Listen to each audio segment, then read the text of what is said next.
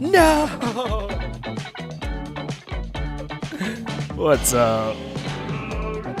Damn it! I started streaming.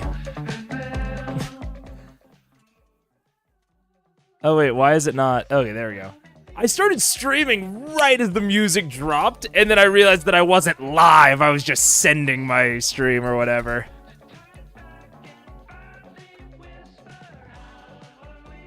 What's up, everybody? You guys ready? I'm ready. I'm gonna turn this down a little bit on my end. I know it's already low on yours. Dude, okay, so already, exciting news. I'm not... I'm not sick. Did I convince you?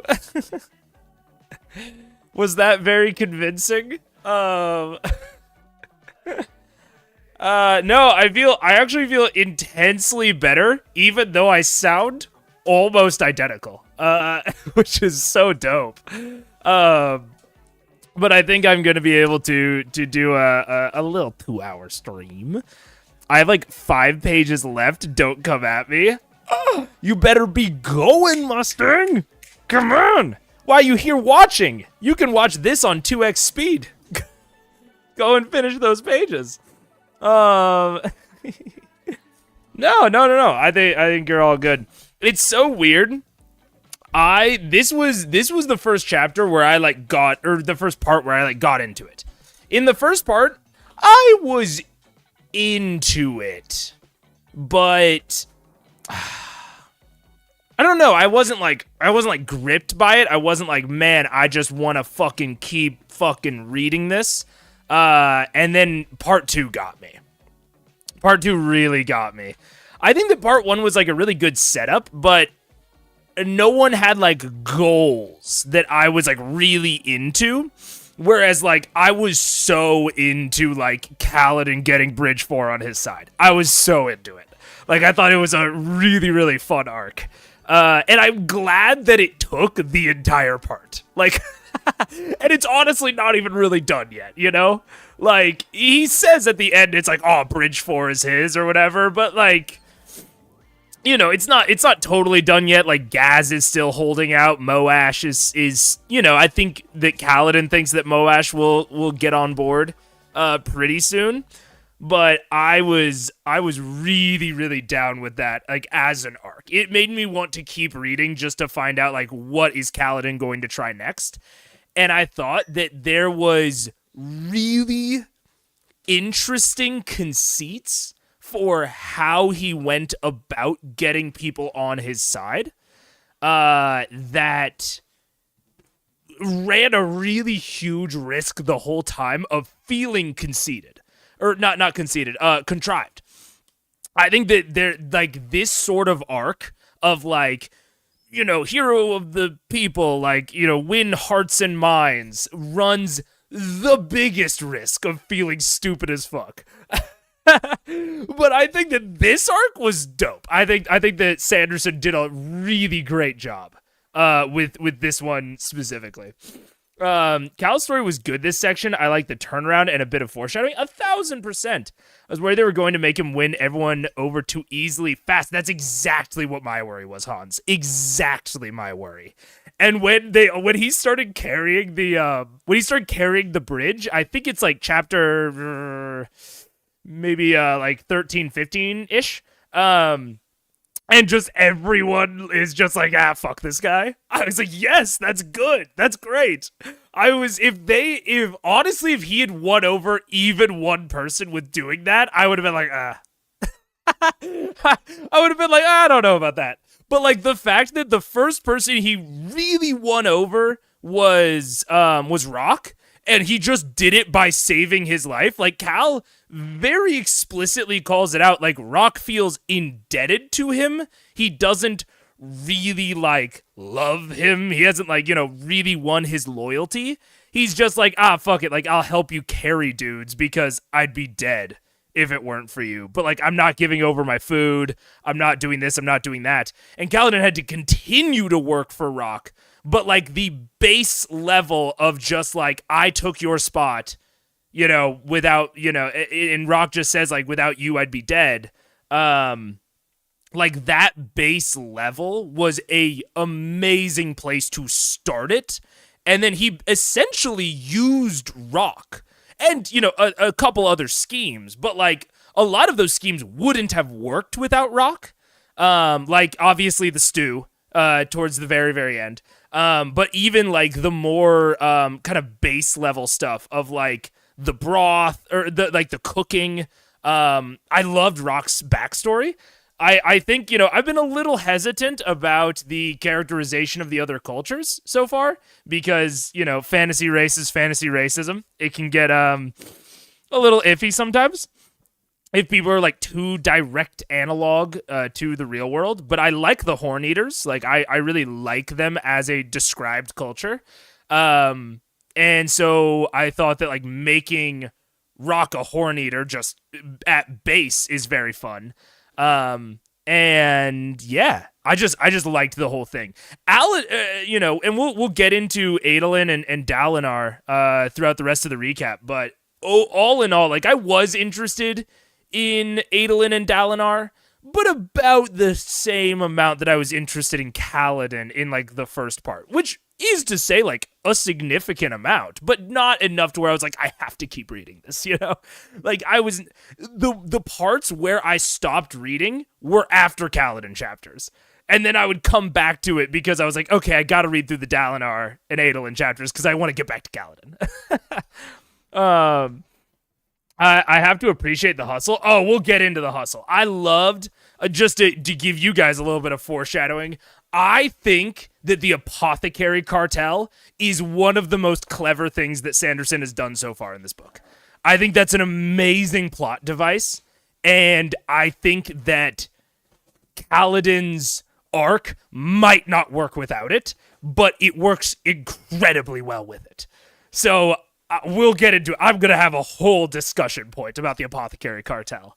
But yeah, I love the hustle. Okay. So last time I did my own recaps of every single chapter, and then I did my takeaways from every single chapter. That was fine. I think that there's like something interesting about me like going through and like giving a recap from my own lensing. But I'm already doing that kind of with the takeaways, so I think instead I'm just going to read like the Stormlight Wiki for the recaps so that we can get like, the community objective-ish, like what do you need to know from that chapter, and then we'll go into my actual recaps. So we'll start with the interlude 1, which is Ishik. Oh my god, these fucking chapter summaries are long. I did not even realize that. Okay, essentially, Ishik was a fisherman of the Pure Lake, which immediately loved the Pure Lake. Wow, fuck. I'm getting into takeaways. Don't get into takeaways. So basically the takeaway from this interlude is actually very straightforward. There is a village in the Pure Lake. Our POV character, Ishik, is a fisherman. And they kind of they spend a lot of the chapter describing the Pure Lake, like describing the biome. And I think really hitting home like what other biomes look like on Roshar. But the really big thing is that there are 3 foreigners that are stern and ply Ishik with their questions. Ishik tells them he is searched through the villages of Ru Ralis, Fu Namir, Fu Albast, and Fu Murin, but has not found the man that they are seeking. He has been searching for 5 months around the Pure Lake for a man with white hair, a sharp tongue, and an arrow-like face, who the foreigners refer to as Hoid, which I think that that's the point of this whole chapter, is who's Hoid, who are these foreigners? I don't think that Ishik really matters. Maybe I'll be wrong. But eventually, they have like a little bit of an argument, and then they leave, and they give Ishik a bag of spheres. So that is interlude 1. I liked the Pure Lake stuff. Chill dude in a warm lake. Reminded me of the lake Titicaca tribes. I don't know Lake Titicaca. That sounds cool. Is that? I'm assuming that's a real place and culture. I loved the Pure Lake stuff. I'll get into that in my my like takeaway section. I really liked the Pure Lake. But yeah, he was just a chill dude in a chill mood. So interlude 2 was from Non-Balat's perspective, which is Shallan's second oldest brother. Her actually oldest brother, she thinks is away, but Non-Balat says is dead. So who knows what's going on there? Non-Balat's a fucking creep. He likes torturing animals. Great. And just kind of waxes philosophic about the nature of their house and their issues until he is interrupted by Tet Wakim, his younger brother, coming to find him with the announcement that they have a big problem, which has to be separate from Shallan, at least to our understanding, because this is right after part 1. And so we assume that, like, not really any amount of time has passed. And he talks about how, like, yeah, Shallan did the thing, hooray. I don't think that something happened with Shallan off screen in the, expectedly very limited period of time between her chapters and this interlude. So something else happened back home with their house. We also get a little bit more description of like alternate biomes, alternate plants, that sort of thing. Live on reeds in Peru. Interesting. Okay. That's very, very cool. The face shape of Hoyd stood out to me. Yeah, the arrow-shaped face. It's interesting because I don't think we really have anything. Hey, guys, cool it. The dogs are fighting. I don't know if you can hear them barking in the background. They're fighting. They're fun fighting, not bad fighting. Is it any wonder that the puppy initiates this and loves it? Like, she will bark at Bug when Bug like tries to run away and stop doing it. Oh, yep, like that. Like the moment that Bug stops fighting, she's like, "Hey, we were fighting. Come on." Silly puppies. Guys, what are you doing? Okay, anyways. Yeah, the face shape of Hoyd definitely stand out. I don't think we got anything else to go on for Hoyd, but I think he's very much someone we're going to need to keep in the back of our heads. All right, Interlude 3, we get Zeth! Zeth, son Valano, truthless of Shinobar! And really, the general recap is that Zeth has been wasting his time and fucking loving it. He's been very much hiding his abilities from all of his various masters, and just kind of being like a normal, just like servant guy that will just do whatever his masters command. But at the end of the chapter, that he gets basically not captured, I guess. His Pokeball gets captured. His Oath Stone gets taken by a footpad who seems to be a little bit more like aware of what Zeth can do. Or at least seems a little bit more kind of with it than the rest of his previous masters. So I'm wondering if this footpad will like level up eventually. We'll see. I have a feeling that the next interlude with Zeth in it, we will see this footpad being much more than a footpad, and he's gonna have had Zeth kill all of his friends and all of his rivals and whatever. But I have a feeling that he's gonna like unlock Zeth a little bit. But that's pretty much it. The only thing that we really learn is that Zeth can't be ordered to kill himself, and he can't be ordered to give up his shard blade. Those are like really his only two restrictions.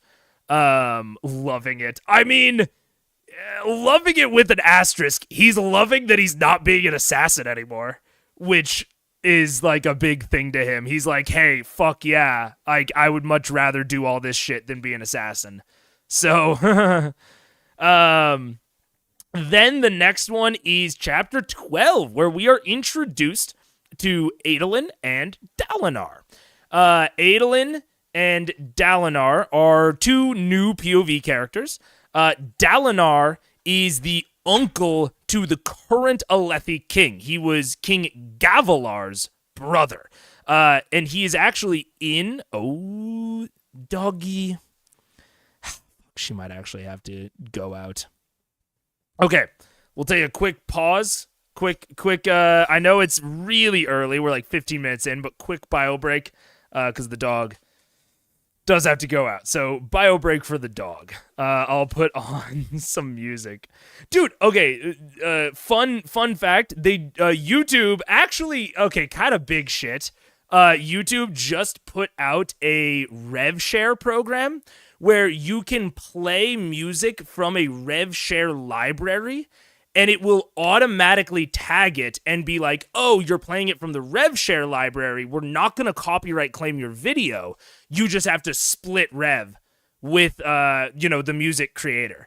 So dope as hell, I think. I think that's a big W for YouTube because I don't really like most copyright-free music, frankly. So that's what I was playing at the beginning of this, and that's what I'm going to continue playing. Cool, I can catch up. Yep, so we'll take a quick break, and I'm going to go take that out while you enjoy the smooth sounds of Loretta by Gingerroot.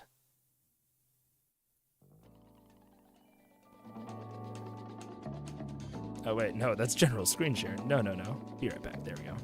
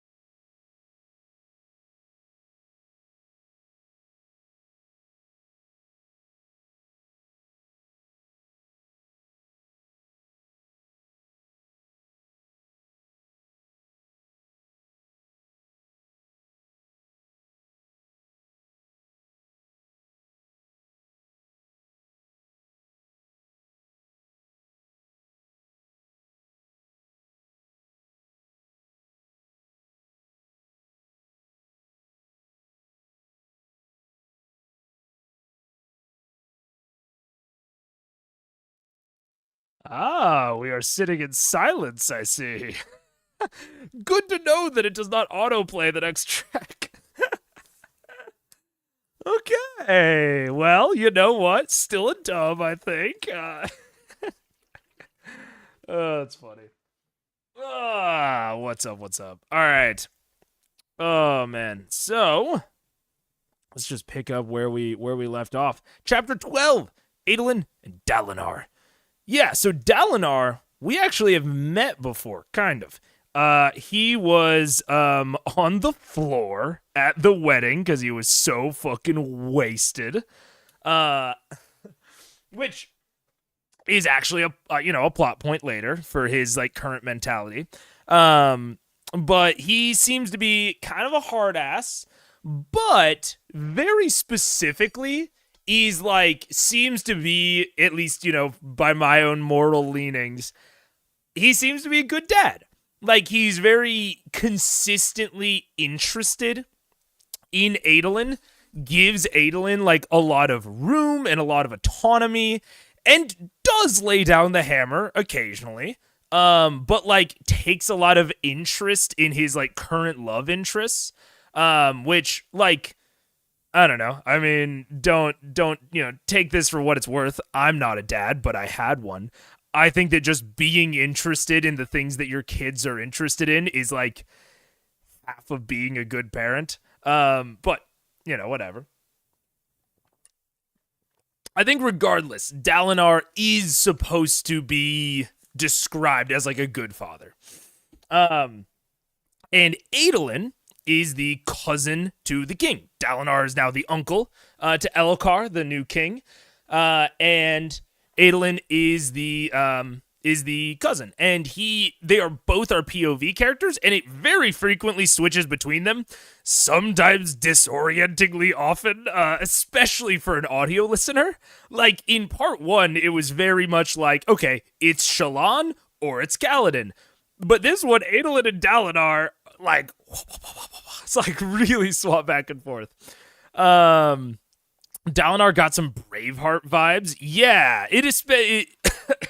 I definitely feel that. Unite the clans. And seems to be a good dad that sets up oldest son and supports second son. Yeah, I mean, they just seem to have like a very good family dynamic and unit. And like, I think the really intriguing part of them, and I think that, oh, fuck. Okay, I'm going to do it now, but I'm going to talk more about this in my takeaways. But I think that their family unit is especially good for the political intrigue setting that they are in. Like, it is reinforced constantly that, like, this is a political intrigue plot. Even though we're at war with the Parshendi and, like, there's all this other stuff going on. It is really on the back. The political intrigue is a huge backdrop for the whole thing.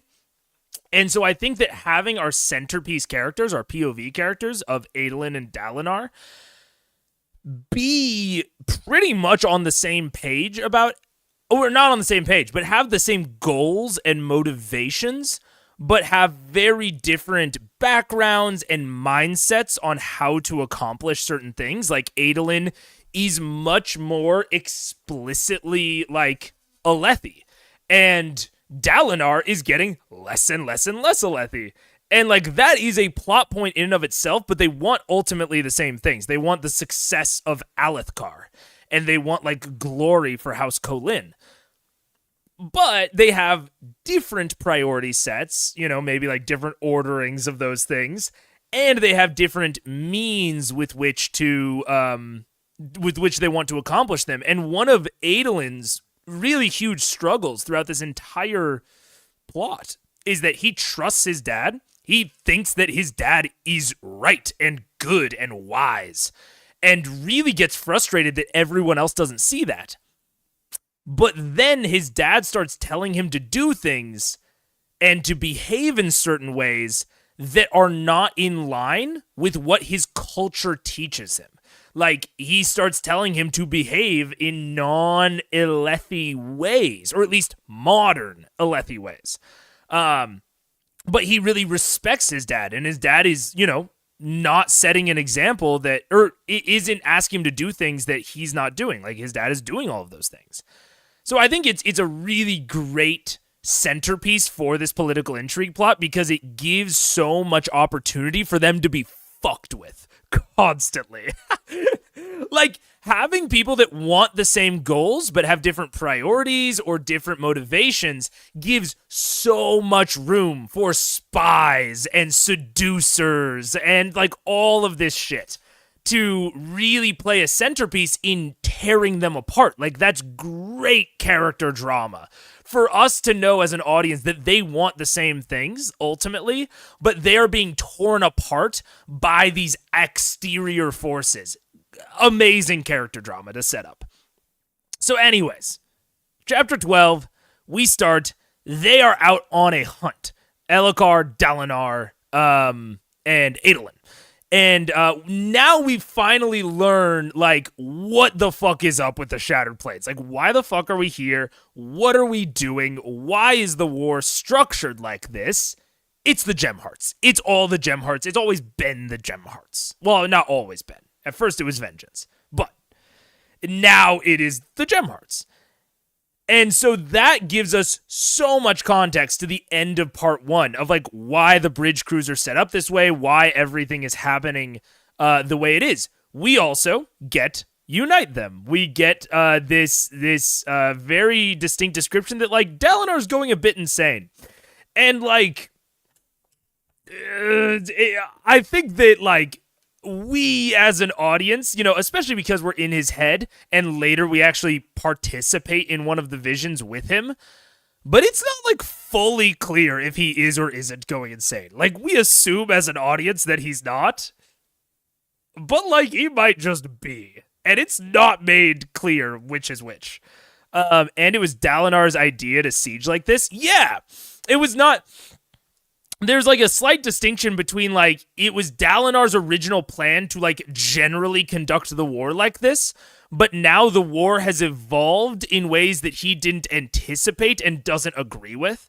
And like he doesn't like the way that Sadeas uses his bridges. We also get an introduction to Sadeas, who is not an antagonist necessarily. He's a lancer, if anything. But a very interesting Lancer, like somewhere between Lancer and antagonist, which is super duper cool. But we also get more of a kind of definition of what the Almighty is. Like, the Almighty is above the heralds, and for those of us who have maybe read other Cosmere books, the Almighty seems to be the shard of Adonosium of Roshar. Now, if you don't know what that means, you probably haven't read Mistborn Part 2. But essentially, and I honestly wouldn't bring all of this up because I'm trying to like separate this from Mistborn as much as I can. But they start talking about it in like the like preambles to all of the chapters, so I don't feel that bad talking about it. But the Almighty seems to be basically every world has their own little shard, and this guy seems to be the shard of this world, like the shard of infinity. And something that is very particular about the way that the Almighty is described and the way that he interacts seems really similar to how preservation, ruin, and harmony interact within Mistborn. So I am tempted to believe Dalinar's delusions as visions sent from the Almighty, just because I have the Mistborn context, which is very, very interesting. So he is. Let's see. I'm trying to see if there's anything else important about this chapter besides those things. Elhokar kind of sucks, which is an active plot point. That Elhokar is like fine. He's kind of a sucky king. Like he's a little bit too brash. He's a little bit too bold. Oh my god, something that's introduced in this. He's mega paranoid. Which makes sense. His dad got assassinated. Great use of like generational trauma on Sanderson's part, which like I think it's an interesting thing. A lot of times we think of like generational trauma as like being something that like one generation inflicts with on the other purposefully, or maybe not purposefully but like actively.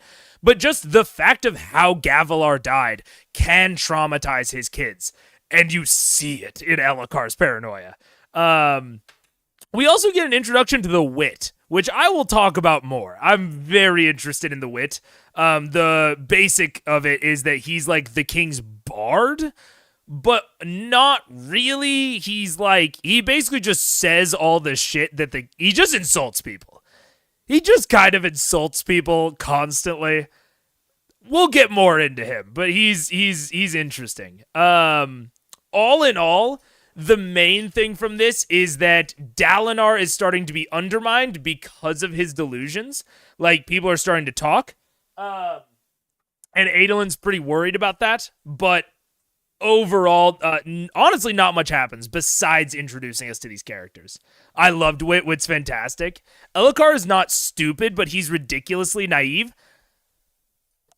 We have not gotten evidence that he's not stupid. Like, I'm tempted to agree with you just because I think we have a temptation to assume that he must not be stupid because our POV characters like him.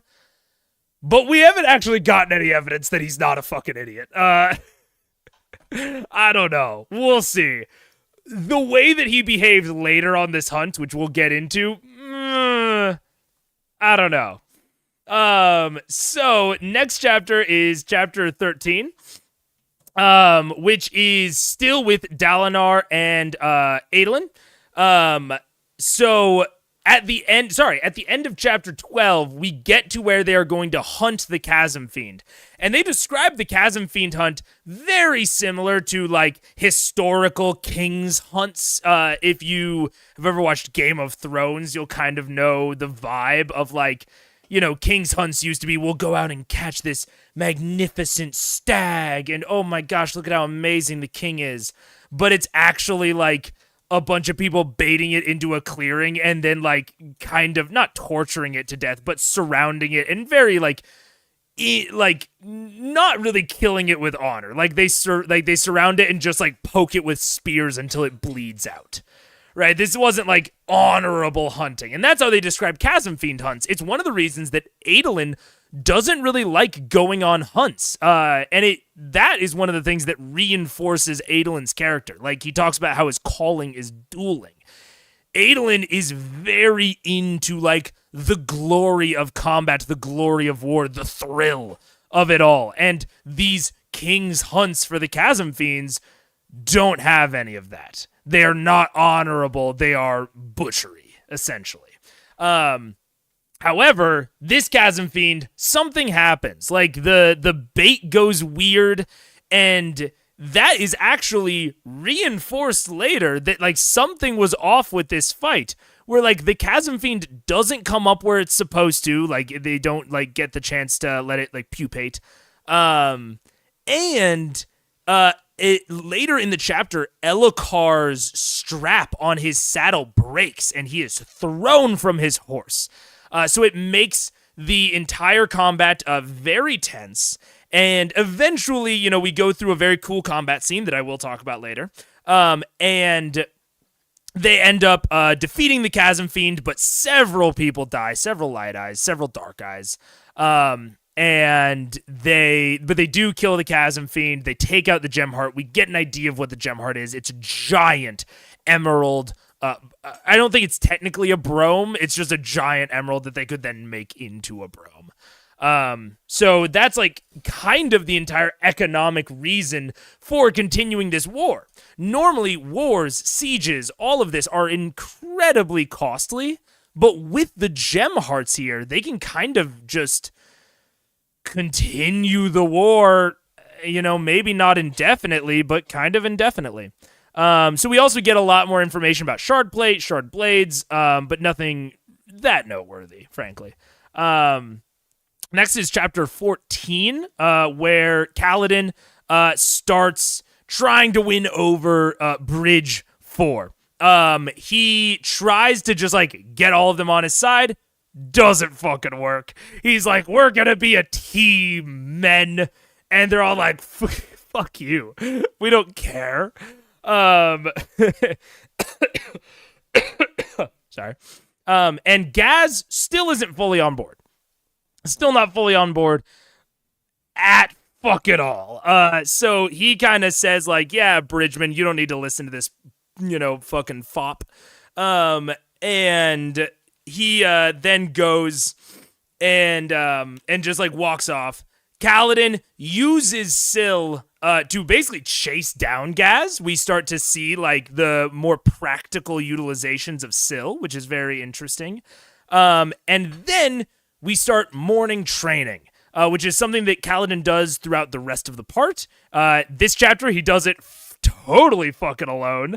But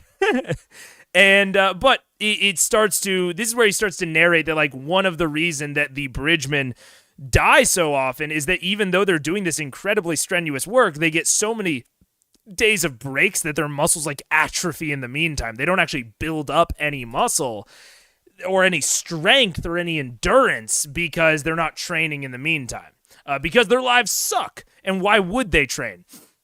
And that's actually a very like recurring theme throughout this is Kaladin needs to find the Bridgemen a reason to care. Like, why are they going to work to live if there's nothing to live for? He hasn't realized that yet. That's a realization like kind of midway through the part that actually helps him get more progress, is giving the Bridgemen something to live for. But he hasn't really realized that yet. I'm curious about the fact that they said the gem hearts can be a variety of different types of gems too. Did they really? I thought they were always emeralds.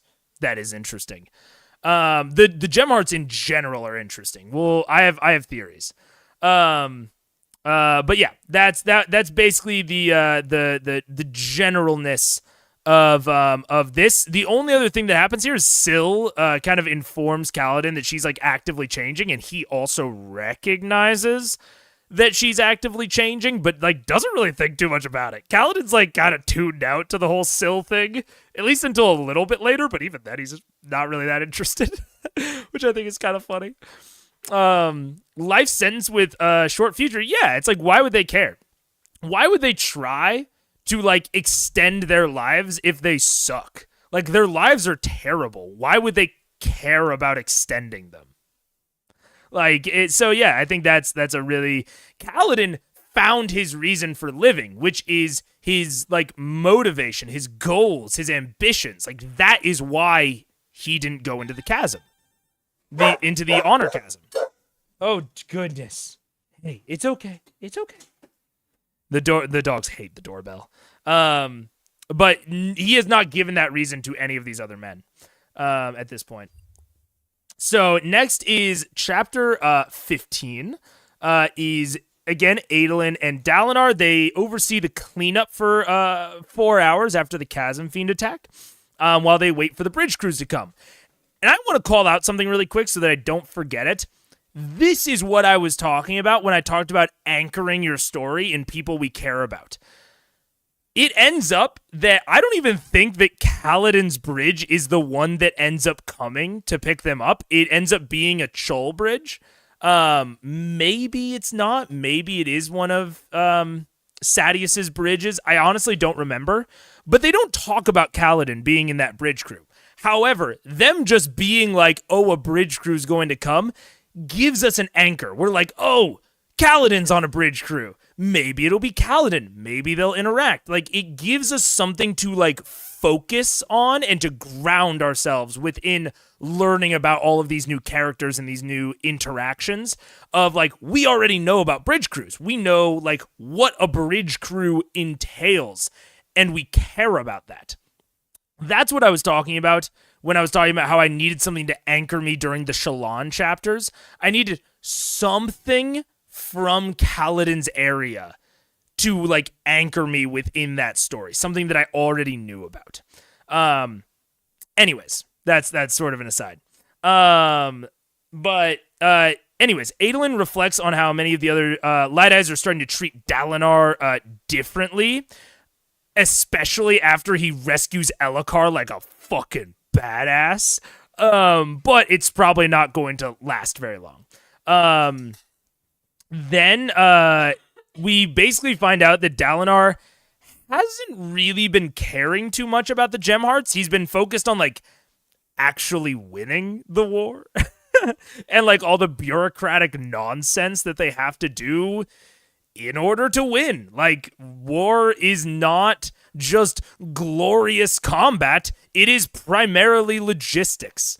And none of the High Kings give a shit about that. They care about getting the gem hearts and like getting on the fucking leaderboard, right? And logistics, there's no support score, right? We're only looking at KDs here, and like Dalinar's support score is through the fucking roof. His healing is off the charts, dude. His damage mitt, he's great, but his KD sucks ass because like he's just not. It may actually, his KD is probably very good. He's just kill count is not very high.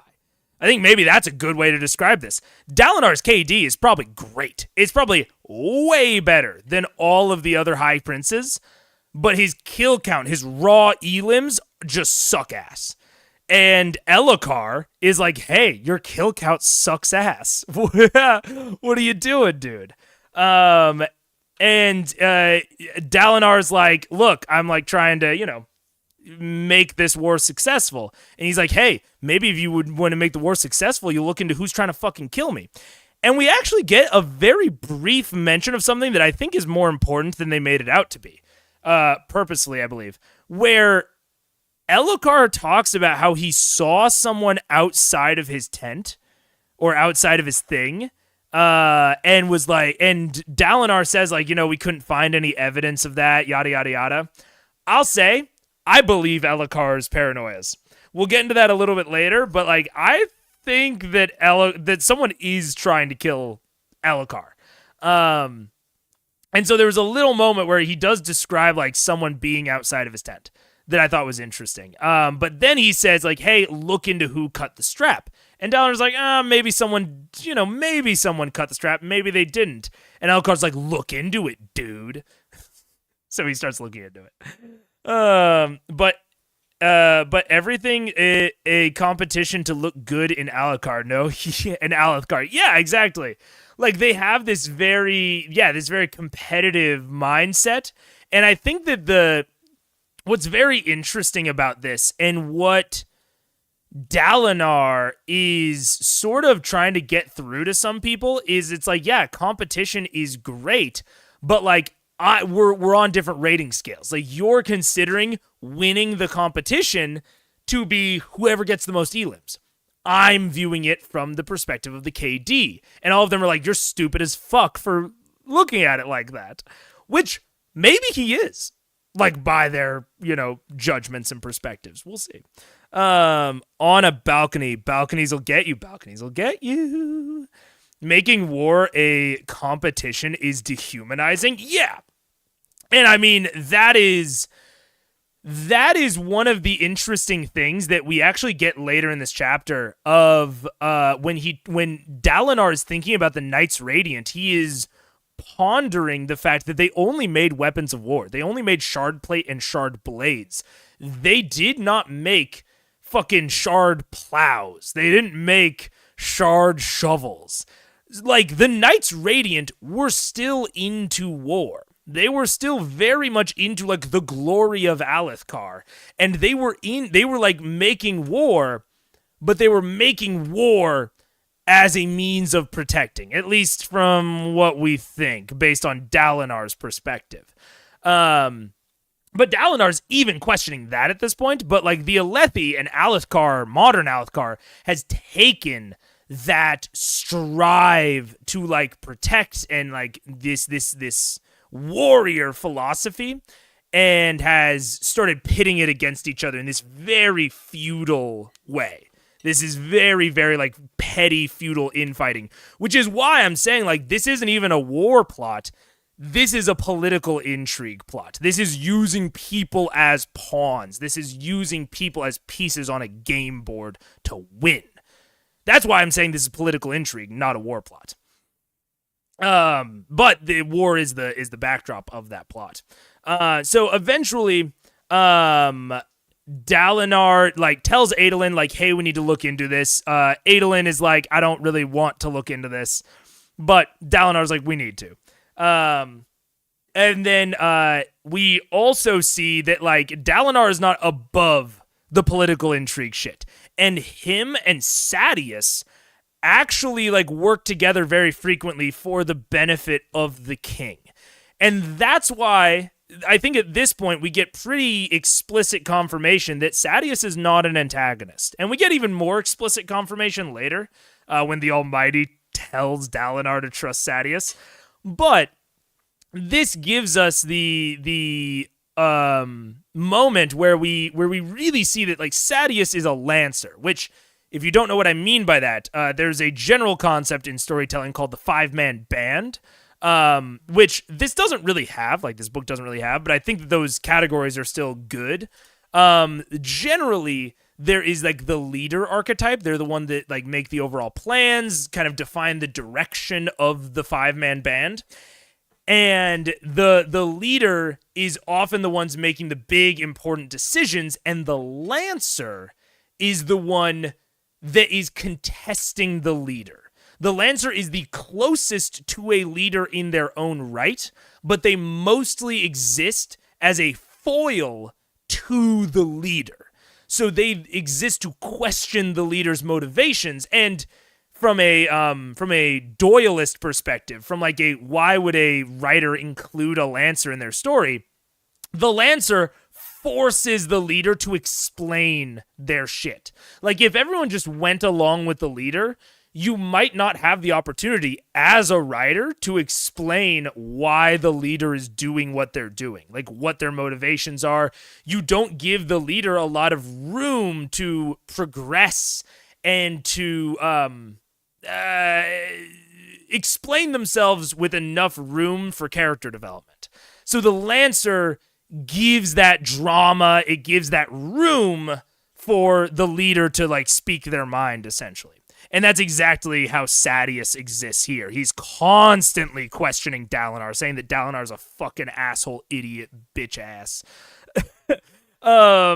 And that's good.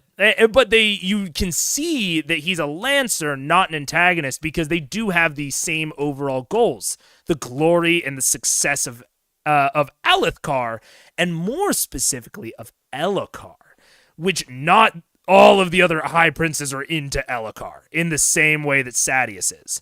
And we see that is because Sadeas and Dalinar were both incredibly loyal to dead King Gavilar.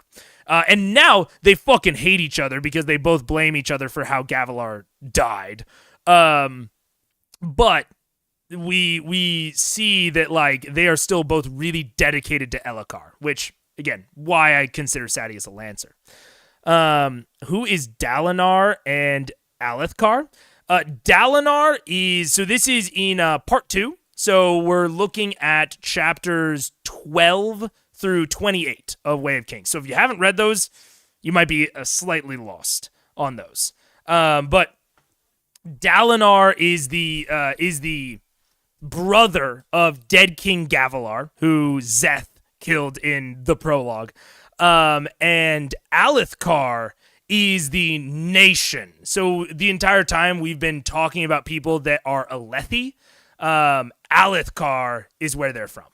Dalinar is the leader of the there's also the Kholin family, which are like kind of the central family of Alethkar. So that is the gist of chapter 15 is we see a lot of this kind of playing out. And what else? Yeah, so we learn more about that night that Sadeas was actually the one that was the decoy that was meant to lead Szeth away from Gavilar, which was brave, but also Dalinar believes that Sadeas should have been there fighting with Gavilar, that if they had both fought Szeth, then Gavilar would have never died. And Sadeas blames Dalinar a little bit more justifiably because Dalinar was drunk as shit and couldn't even be woken up to be told of his brother's death at the time. So honestly, Sadeas has a bit more room for blame. At least Sadeas tried to do something for Gavilar. And I think that that's why we see such drastically different personalities from the two men. Like, Sadeas ostensibly hasn't changed that much since Gavilar's death. He believes that he did everything he could. Dalinar doesn't, but Dalinar hates himself for how he behaved that night. And that's why he has done such a 180 on his personality, is because of this great failure of his to protect his brother. So we learn about all of that this chapter. And then Elhokar and Dalinar argue a bit more. They talk about, have you done anything about the saddle yet? He hasn't. And he's kind of like, hey, maybe you shouldn't jump to such hasty conclusions. And Elhokar's like, I'll jump to whatever shit I want, old man. And then Dalinar like waxes philosophic about Gavilar's last words. Chapter 16 is Kaladin. We get a little bit of this is a prologue chapter. So this is when Kaladin, or Cal, is younger. He's growing up. He's talking about his dad's plans for him to become a surgeon. But this light-eyed girl, Laurel, encourages him to become a soldier instead. Obviously, Laurel's into him, but he's a Dark Eyes. She can't marry a Dark Eyes. Even though he's second non, he needs to go off to war, win a shard blade, win a shard plate, whatever. Tien is dope. We learned that Tien's dope. And this also is the chapter that shows us that Kaladin's depression was not brought on by circumstance. It wasn't, I don't know if this is quite the right word, but I'm using it in a particular way of circumstantial depression, where like it is something that is brought on by the things happening around you. I don't think that's the right word. As opposed to clinical depression, where like it is just like it's a part of you. It's kind of hardwired into your brain chemistry. And that's what we find in this chapter, is that Kaladin has been depressed since he was a child. Like, he talks about the deep melancholy that he feels, his lack of interest. Laurel even comments on it, saying like, oh, I hate it when you get like this. But she, doesn't really try to help him, which I don't blame her. She's a child. She doesn't know, like, what's going on. Kaladin doesn't even know enough to communicate it to his father, who would probably be able to talk to him about it. But he doesn't even understand it enough to communicate it. So that's a very interesting thing that we get here, is like, it's not just because he was a slave that he was depressive. He has clinical depression, which is incredibly interesting for a main character, and not something I've seen before. Ye second? I don't know Ye second, but sure. But we also see that Tien is someone that can kind of break him out of that makes connection with him. And I think that was something that I appreciated about this characterization of Kaladin as like someone having clinical depression, is, there's this level of like, Tien does not do anything special. He gives him a rock. And that's it. And later, Laurel is like, I don't know how he does that. Like, how he just breaks you out of your funk. And like, it's complicated, but it's also simple. Of like, he cares. He's reaching out to Kaladin. He's trying to form a connection, even with something simple like a little rock. And that helps. That helps a lot. And that is something that like really helps with real life depression, is like forming human connections, kind of regardless of what they're about. Where Laurel is just like, I fucking hate when you get like this, and just bounces just leaves him, actively severs that connection, Tien reaches out and tries to reform it. So I thought that was incredible. Tien seems like a dope kid. Tien honestly reminds me a lot of Renarin. Especially like them talking about how like they're smaller for their age, whatever. But very, very interesting. And then they just like do kid shit for a while. I was so relieved to finally know what Krem was after this chapter. As a side note, yeah, true. It was mentioned on so much, but I only had a vague impression for half the book. So I have a lot to say about that, actually, Hodds. Where I think that Sanderson did that, has done a lot really well in that vein, but actually really fucked up that sort of thing at one point during this part. But I'll get onto that later. Yeah, that moment with Tien was really nice. Yes, exactly. Second Non is Cal's family. Got it. Second Don. Yeah, that moment with Tien was dope. And this is the basically the rest of this chapter is Kaladin finds his love of the quarterstaff during this chapter. He feels that the quarterstaff and the spear were made for him, and he really finds that love and that joy in this chapter. We do also learn that the City Lord is dead, which sets up the next prologue chapter that we will talk about in a little bit. But the City Lord, Laurel's dad, dies this chapter. Big moment. So next chapter is chapter 17. Kaladin visits the apothecary. Whoa, apothecary! We love apothecaries here. He basically is like, oh shit, medicine's expensive? Who could have guessed? Showing himself to be a tiny bit of a lordling, not to give, Gaz any amount of credit, but a little bit of a lordling. And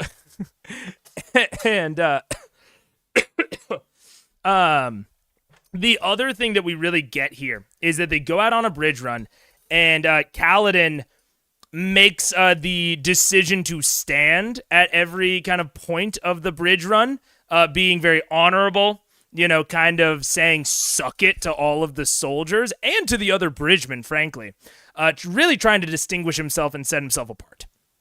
Then he takes the front. He takes the death line. And that is when he saves Rock's life. And he insists, like, no, Rock, obviously I didn't die. If you had been on the death line, you wouldn't have died. And Rock insists, no, I would have died. You're different. You're lucky. Sorry. He doesn't say, Rock doesn't say you're lucky. Rock is like, I would have died. And Kaladin's like, no, it was just luck. And Rock goes, no, there's no such thing as luck. The arrows hit everywhere around you. They didn't hit you.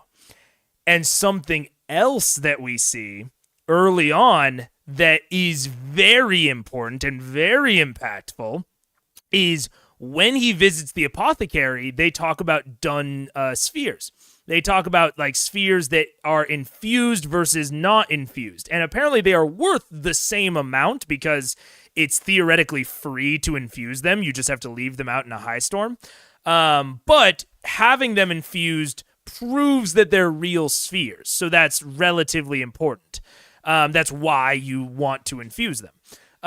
Because some people just won't take dud spheres because they don't know if they're like, whatever. They don't know if they're real or not.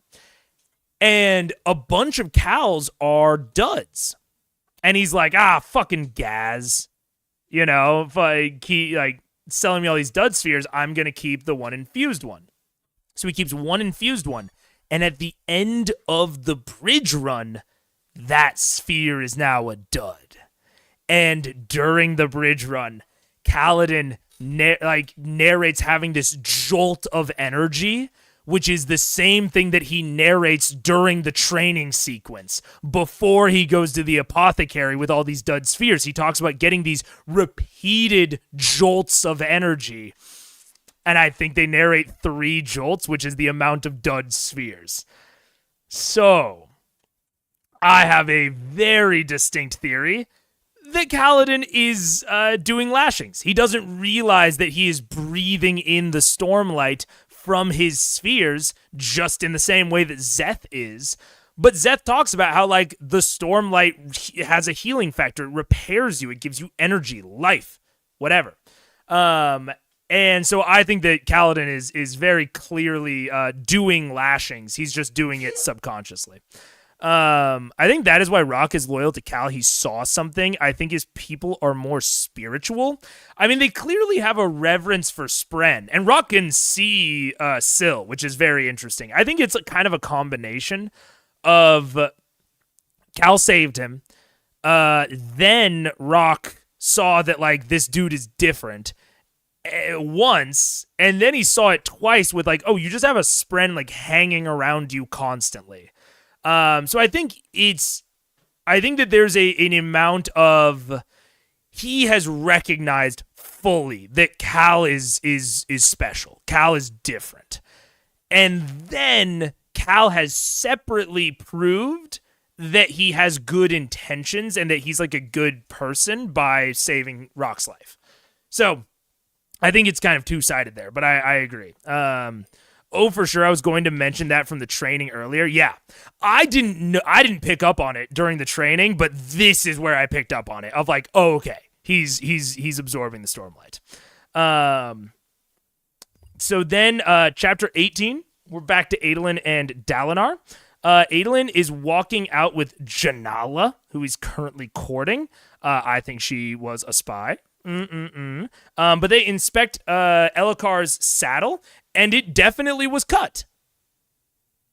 Maybe purposefully.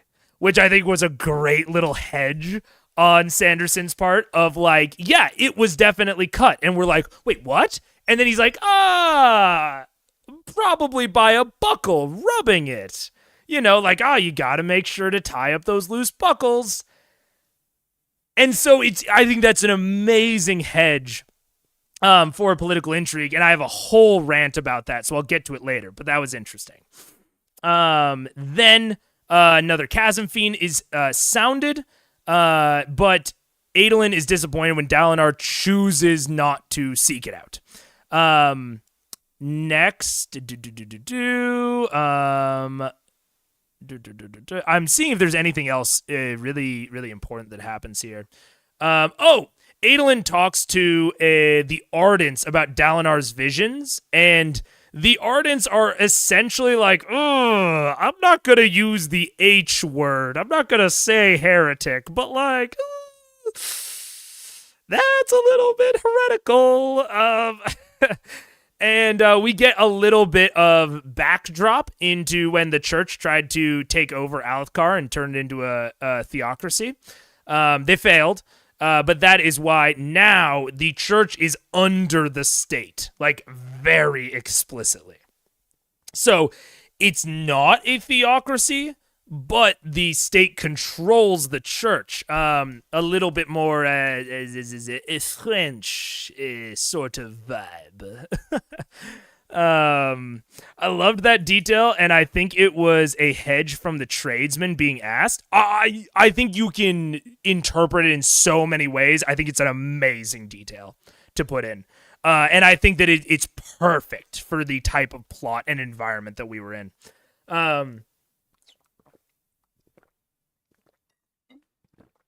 Then Dalinar sort of gets to the point where he's like, hey, maybe we should retreat. And he talks to Elhokkar about it. He's like, yo, like, we've been here for too long. We need to get back to Elhokkar.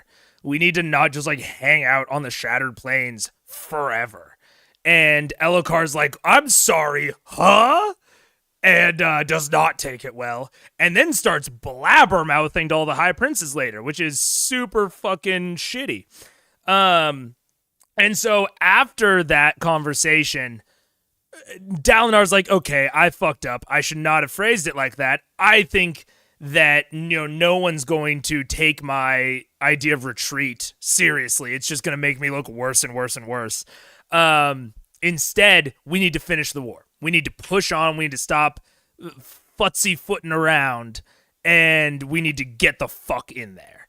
And so that's, he's changing tactic a little bit. Then we get, he meets up with Renarin. They head back, and a high storm hits, and they do not get back to the privacy of their kind of area before he starts having his vision, which is chapter 19, is the vision. We get we finally get to see what the visions are actually like for Dalinar. He inhabits someone from the past. And it honestly doesn't matter that much what the fuck is going on. He sees what he thinks are Voidbringers. They're not. They're called Midnight Essence. And he meets the Knights Radiant. And the Knights Radiant seem to be cool dudes in cool moods. They don't seem to be these super shit assholes that the church teaches they were. And that, like, Alethi tradition teaches that they were. And so he's like, fuck, were they not super mega assholes? Oh, no. And he also talks ostensibly directly to God for a little bit. He talks to the Almighty, and the Almighty is like, you gotta unite them. You need to trust Sadeas. Bye. Peace out, Girl Scout. And so Dalinar is like, is also kind of like, hey, fuck you for like talking to me like this, which is fair. But that is sort of that. Next is a really short chapter, chapter 20. It's another Kaladin prologue chapter where he is performing an unexpected surgery and he isn't able to save her. And he's essentially like, this fucking sucks. I can't fucking do this. Fuck you, Dad. Fuck this. I'm out. I can't be a surgeon. But his dad is like, dude, you're too talented to not be a surgeon. And like, yeah, you'll lose people, but that's just kind of the way of the biz. And Kaladin's like, then that biz sucks. I'm not about it. And his dad says that like he'll learn to not care.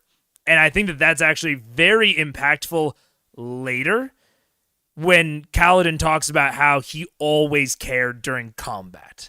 And when he talks about how the person who trained him told him to always care. And I think that honestly is the main thing about this chapter, is his dad told him, if you're going to be a surgeon, you will learn to care less.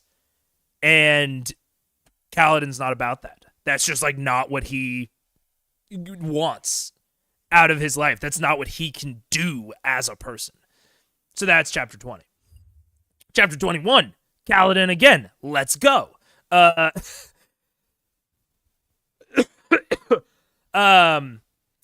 forgot to say, during the last Kaladin chapter, they carried back Wounded. When he got in with Rock, they carried back Wounded. And this chapter is like, oh, fuck, we carried back Wounded. Like, that should be enough to, kind of get people on board, but it's not. Because, again, why do they care if you bring them back? And some of the bridgemen directly say it to them. They're like, yeah, you just brought me back to die a slow death at camp. No thanks. And so this chapter is him, like, trying to figure out, how the fuck am I going to care for these wounded? Because no one's going to help me because they don't really even care about being brought back. So he's trying to figure that out. He eventually gets some people to agree to share food, and he realizes that he needs antiseptic. No one is going to help him with the food. So he's been like splitting food, or I think maybe, Rock agrees to share, but Hauber says that he won't. Or no, not Hauber, Teft. Teft says he won't, Rock says he will. They both split some of their spheres to buy some supplies. So they're starting to form a little bit of a group that we see throughout the rest of the part of Rock, Teft, and Kaladin. And this is when Rock reveals that he can actually see Syl, regardless of if she revealed himself, which must be incredibly disorienting because they talk constantly about how like Spren are fucking everywhere. And so it's like, oh my God, Rock can see all of them? That must be a life, dude. Anyways, maybe he can like turn it off for people. I don't know. Kaladin then goes to see Gaz and gets the bridge assigned to stone gathering duty, and he does that purposely. Oh, thank you. And he does that very purposely so that he can go and gather knobweed sap. He's found a way to make money, which I thought was dope. I thought that was a very good example of like. I just thought that this was so well done and so well paced of like Kaladin finding out information when it makes sense and then utilizing that information in ways that make sense. So this is the beginning of him gathering knobweed. Next is chapter 22 from Dalinar. And this, we get to see the King's Feast.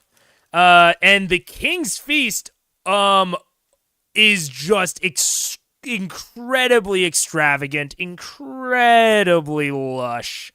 Like, this is not a war camp anymore. He has a fucking palace. He has feasting grounds. He's got all this shit soulcast. He's got fucking water features in here. Like, the feasts seem crazy. And it does call into question of, like, why would they want to go back to Alethkar? Kind of. When they got all this shit here. You know? And then Dalinar also chafes at a lot of this, but also just generally the other nobles and how, like, noble they've become. And this is where we get to see that, like, Dalinar, yes, he has changed a lot. He's been following the codes. He's been doing all this bullshit. But there's still a part of him that, like, is the Blackthorn. Like, his personality, I kind of said before, you know, I kind of said before that his personality took a 180, but that's not actually true. That might have felt too disingenuous to the character. His personality hasn't taken a 180, and he still looks around and he's like, these aren't warriors. Like, these high princes should be warriors. Like, they are not. They are, like, total, like, wimps. And he's, like, pretty critical of that.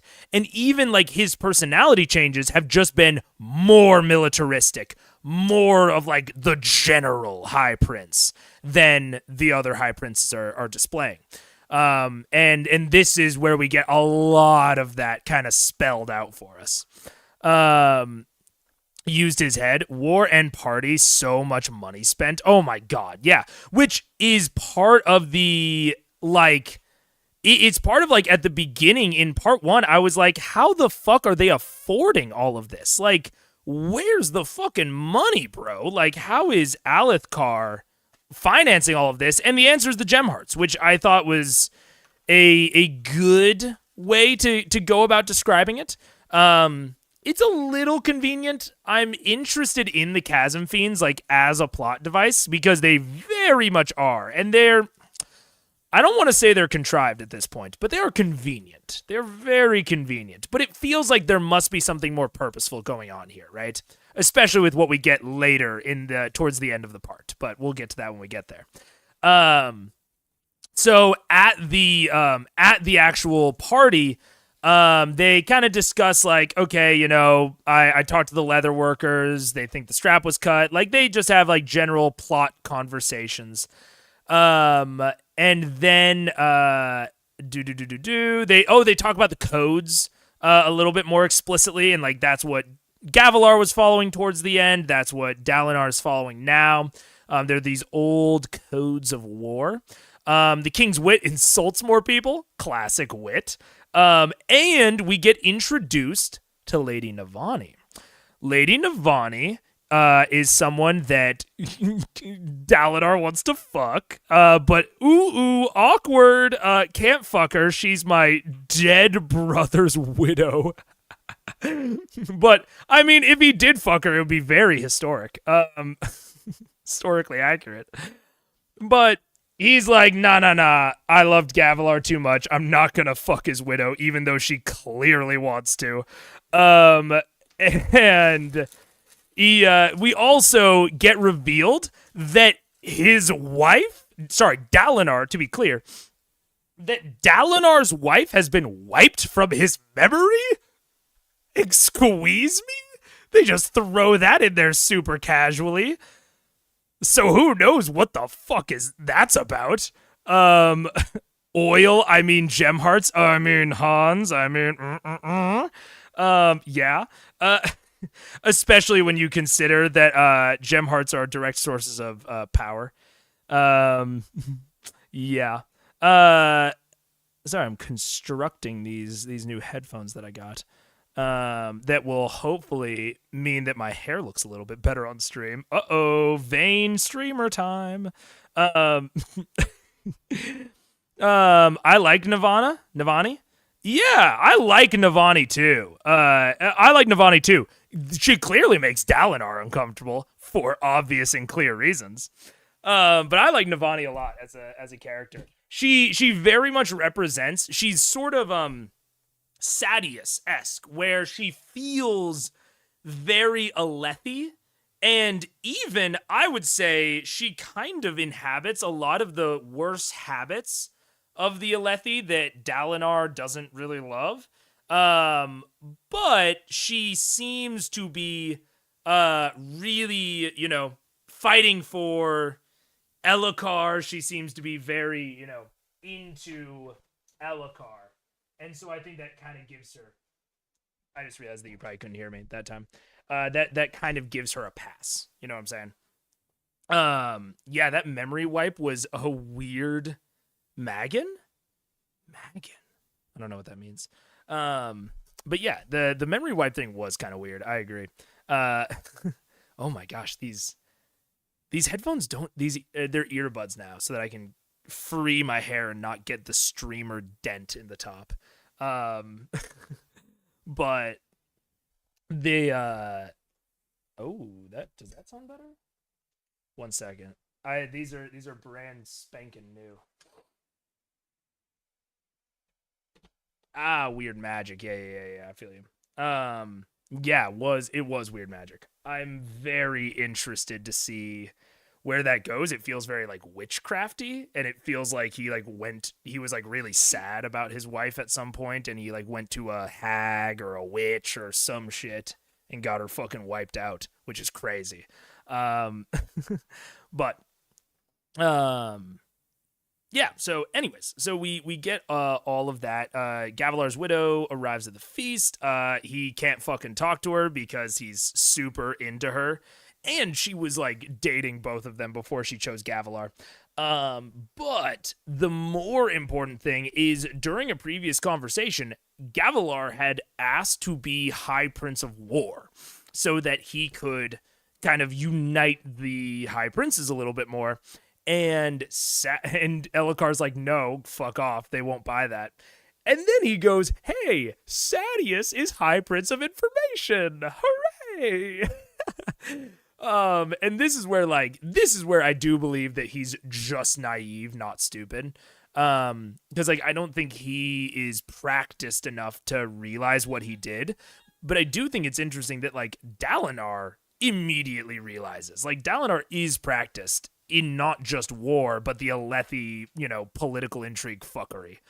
So immediately realizes that that's, a pretty masterstroke on Sadius's part, but keeps thinking to himself like, okay, yeah, that is, but also like, fuck, I still, like, the voice told me to trust Sadius. Like, I need to keep trusting him.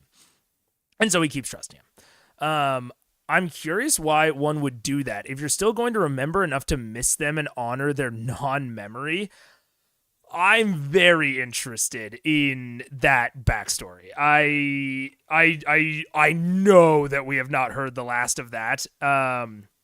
And yeah, that's a very odd plot point that I need him to go into more, and I believe that he will, so I'm not too worried about it. But it's very much like, it sticks out as like very odd. But then, like, I don't know.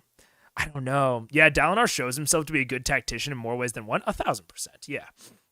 And one of the things I'm thinking, Hans, is it's like you're still gonna remember enough to miss them and honor their non-memory. My current theory is that she died, and he was like, "No, I miss her so much," and he was like, "I can't bear the sadness of missing them." Of knowing what happened to them and like knowing how much I cared about them. Like, I think it's kind of the opposite of like, to have loved and lost is better than to have not loved at all. I think it's sort of the opposite of that. I think Dalinar's like, I would have rather like never loved her, never remembered her, and then deal with the loss of that love. That's my theory as to what happened. So then chapter 23, Bridge 4 is on rock duty, finding stuff to get soulcast into food. And Rock and Teft are looking for all the knobweed. They find it all. They make small talk. I'm looking to see if there's anything else important. I don't remember this being an incredibly important chapter. They then head to the honor chasm. So this is just like all of them. This is just like more into the knobweed. Like, what are they doing with it? They're making it into antiseptic to sell, obviously. I don't think that needed much explanation. And then we get Rock's backstory. Hooray! Rock's backstory. He was the cousin to what is essentially like their version of like the Light Eyes leaders, their Pneumatoma. And his Pneumatoma dueled High Prince Sadius to try and win Sadius's shard plate. What is going on? Sorry, I'm trying to figure out these chords. The Pneumatoma dueled Sadius to try and win the shard plate because the Horn Eaters don't have any shard blades or shard plate.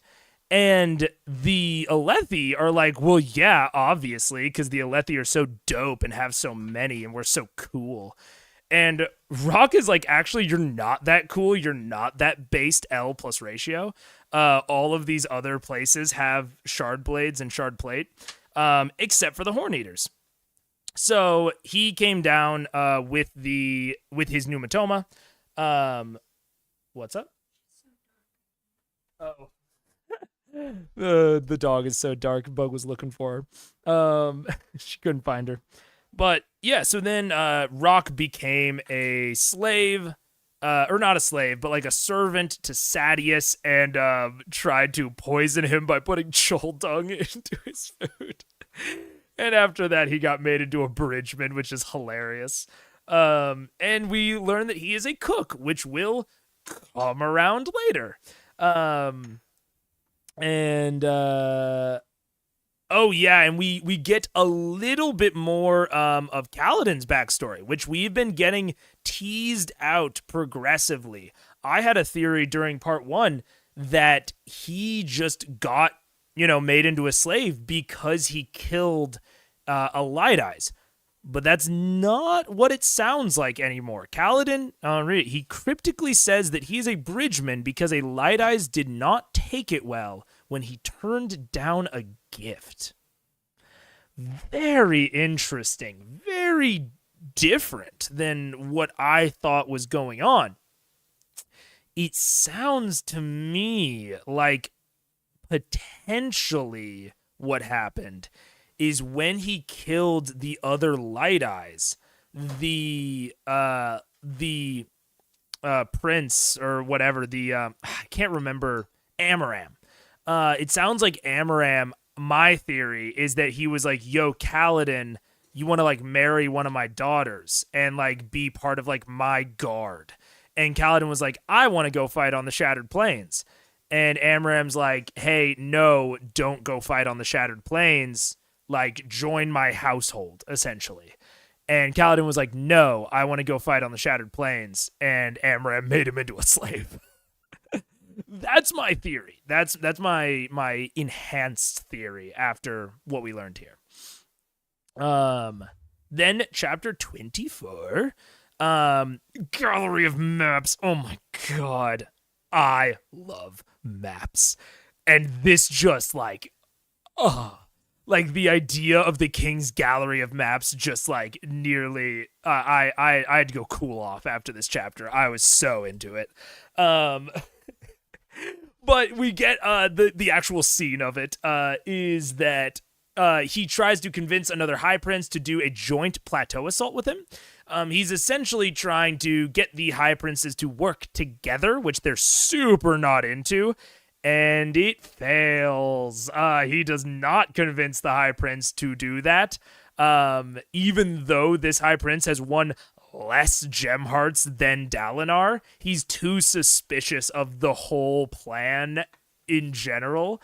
And so he's just like, nah, fuck off. Not doing that. Loved the description of the places and rooms in this chapter. Oh, God, the map room.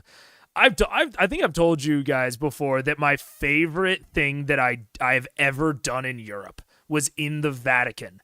I've been to Europe twice on 2 different trips, once on a honeymoon, and then once we went to Spain. I was already streaming by that point. And during the honeymoon, we went to the Vatican. The Vatican was fine.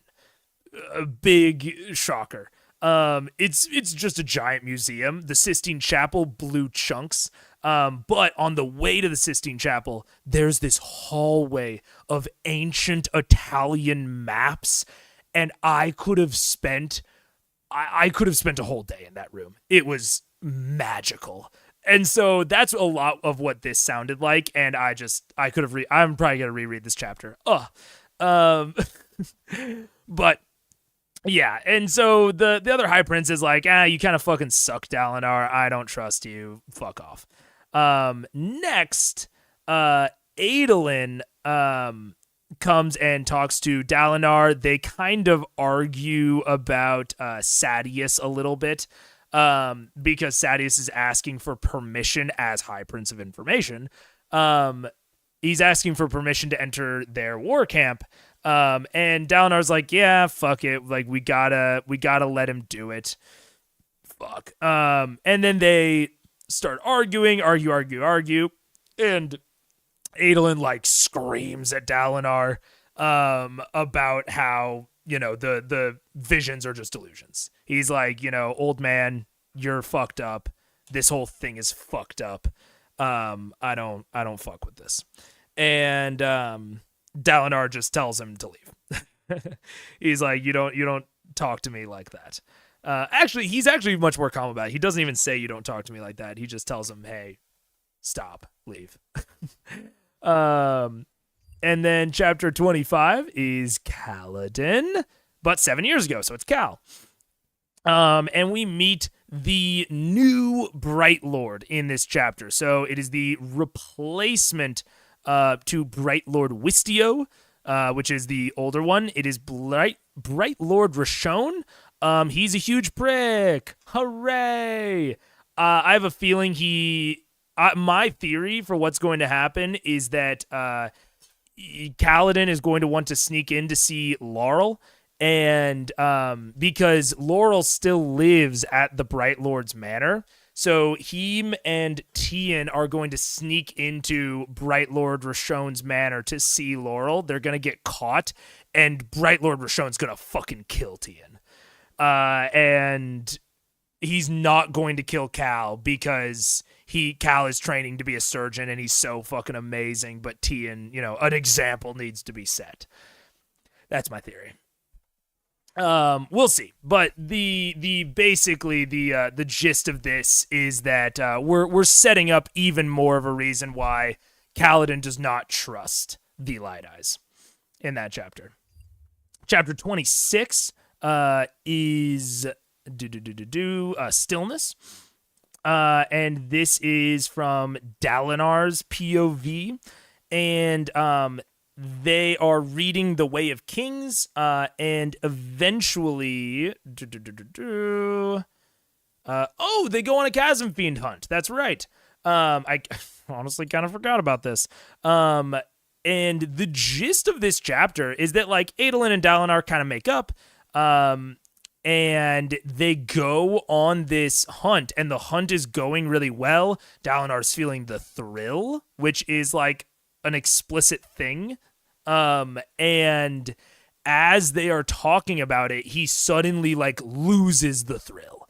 Like he suddenly just like gets like nauseous at all of the war and carnage around him. And he manages to kind of regain it, and they do the rest of the hunt. Hooray. But he's really like, in some of their views, he's losing his edge. But it really calls into question, like, what is the thrill? Because the Almighty, kind of potentially speaks to him, or he's maybe just remembering the Almighty's words. It's not that clear. And he remembers the words of the Radiance. Like this is just a giant chapter of look at all of the internal conflict within Dalinar. And this is when he starts debating abdicating his high princedom. And in chapter 27, we go back to Kaladin, and this is when we find out about the apothecary cartel. So he goes and he presents the knobweed to sell. I keep wanting to say the Alethi, but it's the apothecary. The apothecary tries to fucking scam him and is like, this isn't worth shit. And Kaladin realizes, like, oh, it is worth shit. You're scamming me. And the apothecary is like, well, what are you going to do about it? And then Kaladin realizes that there's an apothecary cartel going on, that all of the apothecaries are scamming the army. And so Kaladin is like, yo, I'll take your secret public if you don't work with me and don't sell to me. You wouldn't want that, would you? And the apothecary's sweating. He's like, no, I wouldn't want that. And so he ends up getting half price what the apothecaries would sell them to the army for. And I need to redo these. So that is very cool. We have set up a way for Kaladin to make some money, which is great. And that is going to set up like a lot of different options for him later in the next part, that he has this source of income, but it's risky. So that leaves a lot of room for plot drama, for some issues, for some tension. Oh no, what if Gaz finds out what he's doing? You know what I'm saying?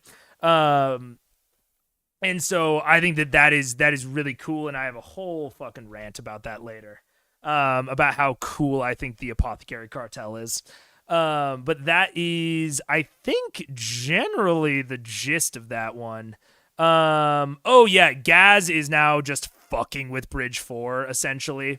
And they have to go down onto chasm duty, which is purportedly the absolute worst duty that a bridge crew can even be assigned to. Why is this? Sorry, I'm confused at... I got this different wire for these headphones, but they don't seem to fit. So I'm a little bit confused by that.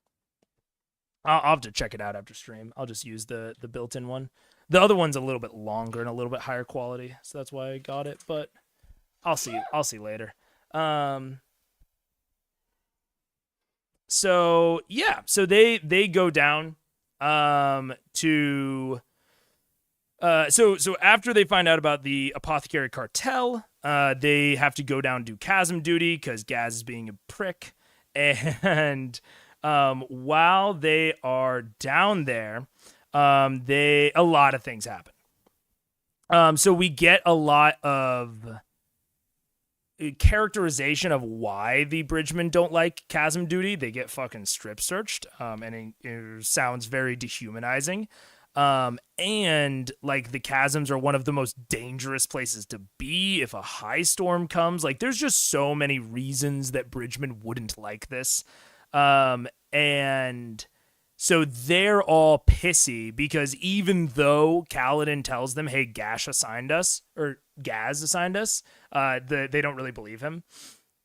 And so over the course of this, they do convince like Dunny to kind of get on board and come and hang out with the crew. But everyone else is mocking him and like essentially is insinuating that he is like a little lordling, that he, you know, never held a spear in his fucking life, blah, blah, blah. And we get Kaladin Stormblessed back for a second. He does this big fancy kata. Syl goes around him. It's what the thumbnail is based on. And we get an example of like, okay, this is real Kaladin. And all of the people that were making fun of him shut the fuck up real fucking fast. But Cal is very embarrassed. He doesn't want to relive his past, which is, I think, really great. Like, as in terms of like character and character development, I think that this is a very explicit flaw of Kaladin's, is that he is asking everyone to be vulnerable and open with him and with everyone, but he is not willing to be open and vulnerable with them. And there is also a level of risk of like, if people, know what he is, it could be potentially an issue. So this chapter is a lot of like Kaladin kind of getting people more on his side, but in an explicitly risky way. So that was very interesting. We also find out that the Parshendi grow skin armor. We'll come back to that. But they grow it themselves. After coming back from chasm duty, it seems that Kaladin has like mostly won over people. And Rock mentions that like in a few more weeks, the people will be his, but they're not his like quite yet. And Kaladin needs them faster. Otherwise, too many of them will die. Like, what if Dunny dies? What if Rock dies in the next assault? He needs them all on his side right fucking now.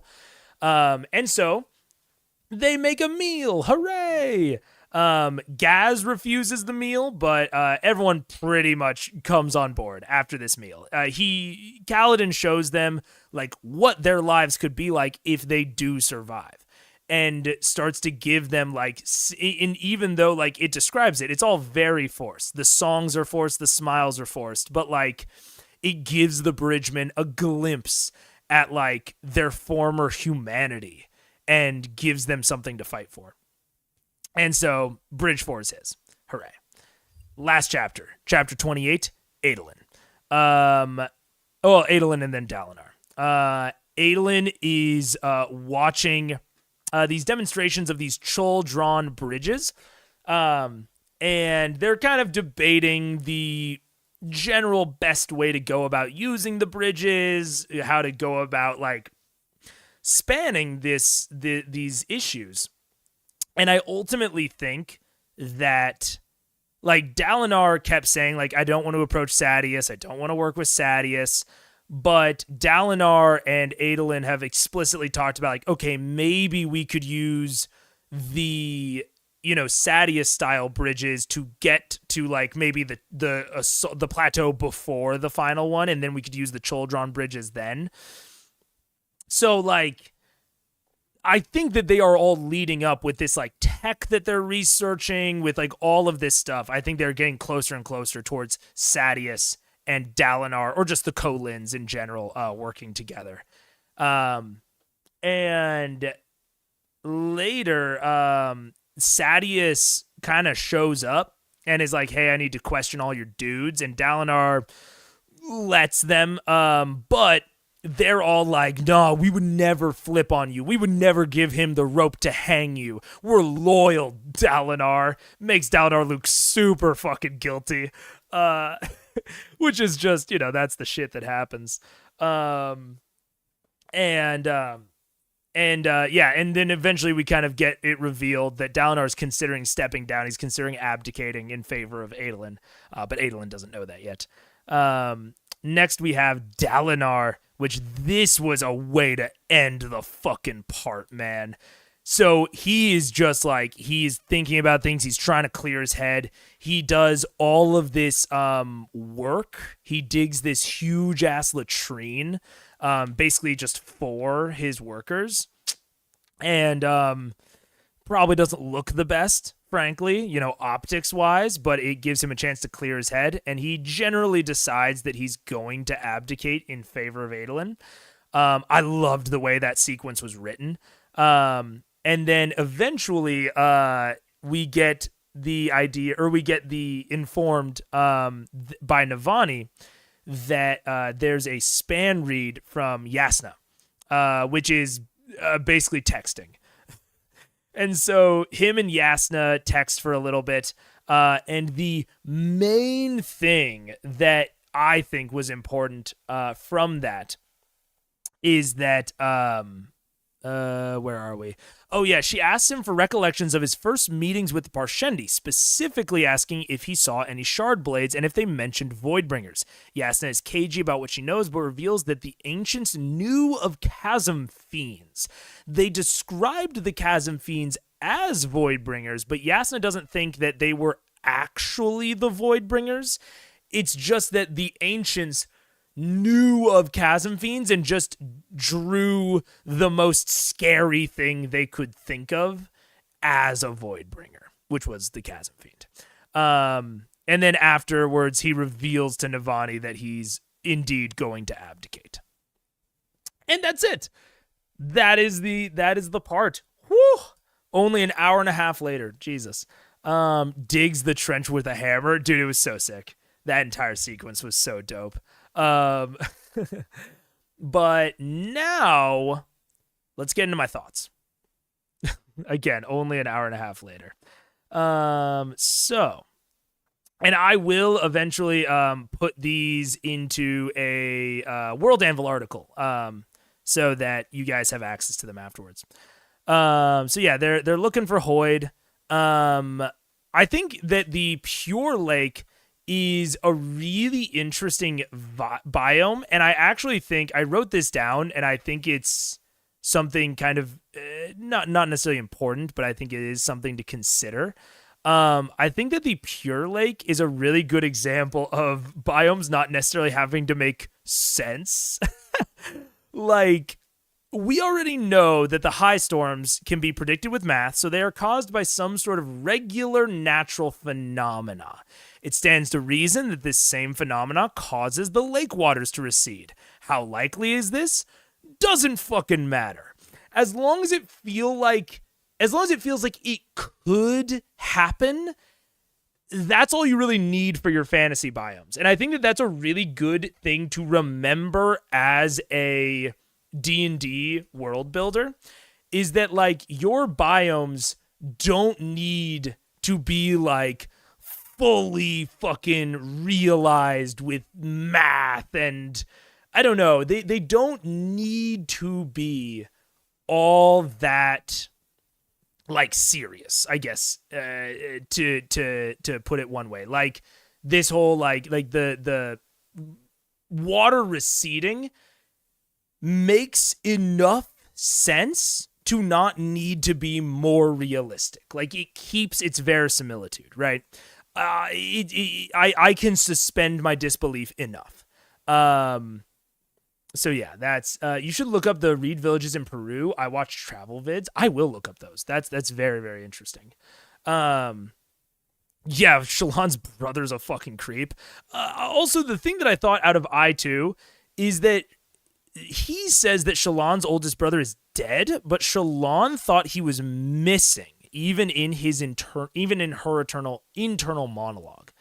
So I thought that was very, very interesting. Also, I love the phrase "a family of cripples" to describe their mindset. And again, looking at like generational trauma of how like one terrible father can just fuck up an entire family like that. Yeah, just really, really interesting. Also, Zet's back. Let's go. Let's see. We've really talked about all this. Likes dueling, doesn't like hunting, doesn't really like Sadius. Let's see. Anything. I'm looking for anything that I thought was actually like interesting. Oh yeah. So at this point, really early on, number 12, I think that there is some sort of Parshendi cult that is trying to bring about the apocalypse. They are specifically plotting and planning this war and this waste, get them weak for the Everstorm. The other lords are competing here in the Shattered Plains. The thing is, especially with this whole Everstorm business and the Chasm Fiends, I think that the whole, like, the pupating Chasm Fiends, I think that that's part of their, not recuperation. What the fuck do you call it? Their, how they have babies. Why am I not respawning? What's the word I'm looking for? This is part of the process of how Chasm Fiends procreate. This pupation. And because they are killing them while they are pupating, they are basically thinning out the population of Chasm Fiends. And I think that this is going to have a pretty detrimental thing on something. Like I don't know exactly what is reproduction. Thank you. I am theorizing that the Chasm Fiends are actually part of what pushed back the Voidbringers. Like, the Chasm Fiends are one of the things that, like, were built by the Knights Radiant or something to, like, you know, kill off the Voidbringers or, you know, go again. Like, clearly the Chasm Fiends are a very, very important part of this whole puzzle. And so the fact that the Parshendi, like, got this war started, and then it has been explicitly said the Parshendi moved their entire population to the plateaus. Why? Why would they do that? If not to bait the Alethi into killing more and more and more Chasm Fiends. And all of that, to me, signals that the Parshendi have some sort of apocalypse cult. Maybe their entire culture is like apocalypse driven. And they are trying to get rid of Chasm Fiends in preparation to bring back the Voidbringers, the Everstorm, and kill the whole world. That's my theory. That's one of my theories. Stupid fucking King Gloryhound. So I had a lot of notes on the hunt. Like, it's a very interesting extension of the competition. Like, being here isn't good for them, for Alethkar. It doesn't unite them. Like, the king himself is so worried about assassination that he does stupid shit like charging the Chasm Fiend. Like, glory and gold are the Alethi way. Also, I loved the quick little debuff to Shard Blades. Puffing into mist when you drop them, like, makes a ton of sense so that they can't be recovered by someone else, and is an amazing debuff to the weapons. It means that if you disarm a Shard Bearer, no matter how you do it, if you disarm a Shard Bearer, it takes them 10 heartbeats to rearm themselves. Like, that's a huge problem if their weapon is just completely disarmed for them for 10 heartbeats. So I thought that was a nice little, very, very, it made a lot of sense, and it was a really nice debuff. Chasm Fiends eat Voidbringers. Parshendi want Voidbringers. Was typing that out on my phone. Yeah, that's kind of what I'm thinking. Yeah, is like the Chasm Fiends eat the Voidbringers. And maybe that's even why, like, Yasna was talking about how, she thinks that the ancients knew about Chasm Fiends, right? They knew about Chasm Fiends, and they drew the Chasm Fiend next to Voidbringer. Maybe it wasn't that they were implying that a Chasm Fiend was a Voidbringer. Maybe it wasn't even that they were just drawing the scariest thing they knew. Maybe they were drawing the natural predator of the Voidbringers, these Chasm Fiends. Could be. I got the impression that the Parshendi and Chasm Fiends are related in some way because their blood was both described as fungal smelling. You're so right, Hans. They do talk about it. They talk about how it smells like mold. That is very interesting. You're so right. Did they talk about how Chasm Fiend blood was orange? Because they talk about how Parshendi blood is orange. I don't remember if the ichor of Chasm Fiends is orange or not. I love the Shardblade concept. Yeah, I mean, Shardblades are like explicitly OP, but I really like OP weapons that also have very distinct weaknesses that can be exploited by intelligent opponents. I think that's very cool. That their blood was the two colors of the drinks described at the Alethi party. Oh, so are Chasm Fiends sapphire blooded? Because it was sapphire and orange, right? That is super interesting. That's something I did not pick up on. I have to imagine that it all transfers back to the gems and the gem hearts and like everything. Maybe the Parshendi like work uncut gems into their beards, right? That's really interesting. Oh, yeah. I also thought it was an interesting bit of internal monologue when the king, Elokar, is about to be killed. Dalinar is desperate to save the last link to his brother. Adolin realizes the king's death would mean the shattering of Elithkar, that he's the only thing keeping them all together. This was a really bit of important internal monologue for Adolin. Like, Adolin hasn't really, like, consciously realized why his dad cares so much, you know? But there's a little bit there. Like, it gives us hope that Adolin can get on the same page of... as Dalinar. That, like, he can get on the same page of saving Elokar and, like, putting more resources towards Elokar. Also, Dalinar catching and holding the claw is such a clear and obvious symbolism to his, like, whole deal. It was also sick as hell. Like, like him going and holding the claw above Elokar is just the most symbolic moment I can ever think of. Like the Blackthorn doing this to save this dumbass bitch-ass king that, like, a lot of the other high princes would have just let that happen. You know what I'm saying? Like, they would have just let that happen, and him putting his own life, his own shardplate blade on the line for Elokar is so symbolic of, like, Dalinar's whole character and motivation here. Blue, orange, and pink.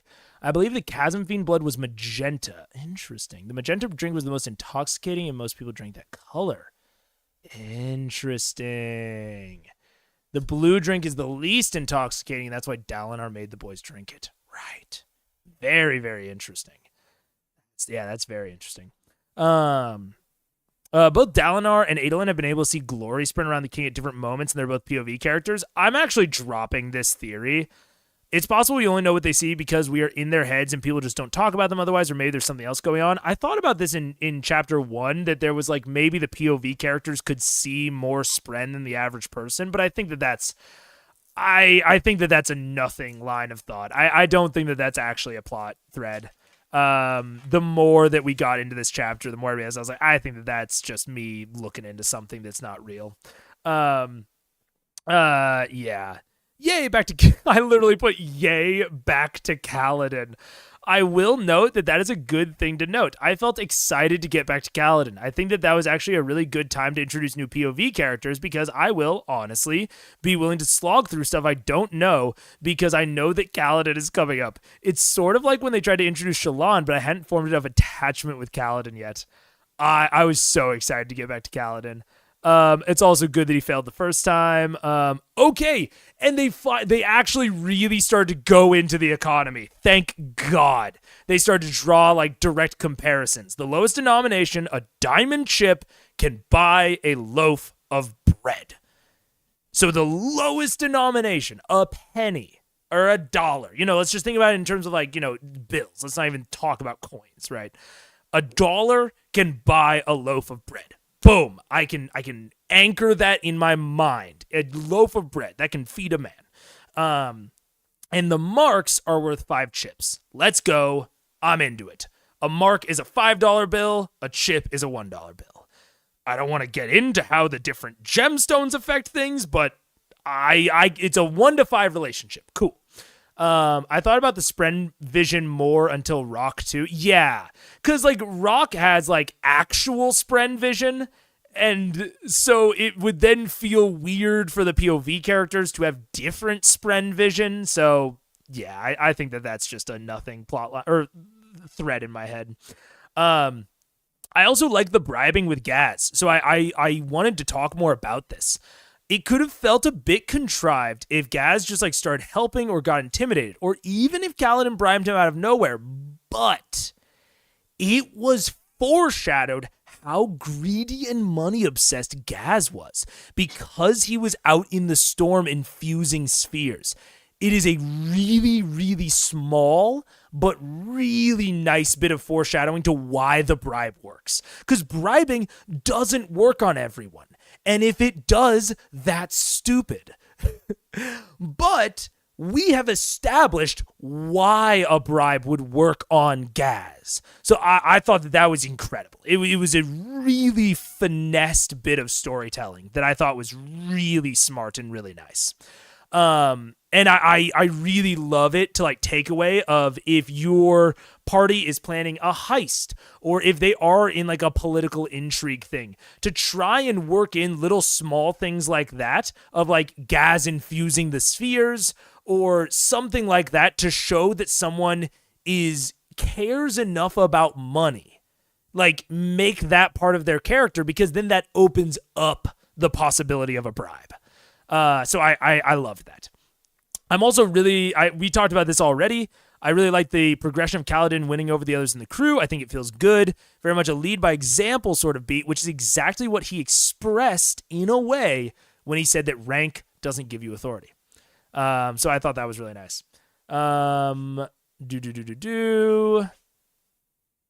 Oh, yeah, I also thought that the Spren is an interesting plot device / convenience. The whole watch over me while I sleep or follow him and tell me where he goes. I haven't seen a MC whose main power is a familiar, but I really dig it. Like, I can't think of a story or a game off the top of my head where the main character's, like, main power set is that they have a familiar. I think it's really cool. I think it's really, really interesting. It also allows for a lot more exposition and lampshading since Syl is naive and sort of oblivious. It's sort of the same role that Sadeas occupies of like, Kaladin is the leader archetype, right? Same thing as Dalinar. And Dalinar needs a Lancer to get him to talk about his leadership. And Kaladin doesn't really have a Lancer. Like, there are a couple of more antagonist type characters, but it would kind of feel weird if someone was honestly close enough to him to lance properly. And so introducing a familiar that is naive and oblivious gives an opportunity for her to ask a bunch of questions that might proc a response that wouldn't come up naturally within his internal monologue. It's a nice power set for a solo MC with no friends or allies. From like a Doyleist perspective, it's a super duper nice power set. There's also an interesting duality with Adolin talking about how his dad acts less and less like he used to in his youth, and Adolin wants that man back. Normally, this is sort of on the opposite side, where the younger person wants the older to slow down and the older not being able to give up their glory days. In this case, it seems like Dalinar is pretty fine with the situation and is trying to prepare Adolin, who seems incredibly competent. Like, I think that is that's a trap that they could have gotten into, is making Adolin seem incompetent or like he needs to learn more. Like, Adolin seems incredibly prepared, honestly. Like, he seems like he would make a solid High Prince, even though he's not really on the same page as his dad in terms of, like, overall, like, motivations or priorities. Like, he seems very competent, which I think is cool. Like, I think it's a good dynamic for them. I have a feeling Adolin's arc will somewhat involve him coming to terms with taking up his father's mantle. Makes even more sense now later in the part. Potentially even his shard blade as a very symbolic moment. Okay. I know that one of the books is called Oathbringer. I don't remember. I think it's like book like 3 or 4, because I know that. Oh, I don't remember what the second book is called. The second book is called like something Radiance, and I think like the third or fourth is Oathbringer, and that's Dalinar's Shardblade is Oathbringer. So I have a feeling that his Shardblade will become a larger plot device later on. My 5 EOC is a Pact of the Chain Warlock. I love still working as familiar. Oh my god, yeah.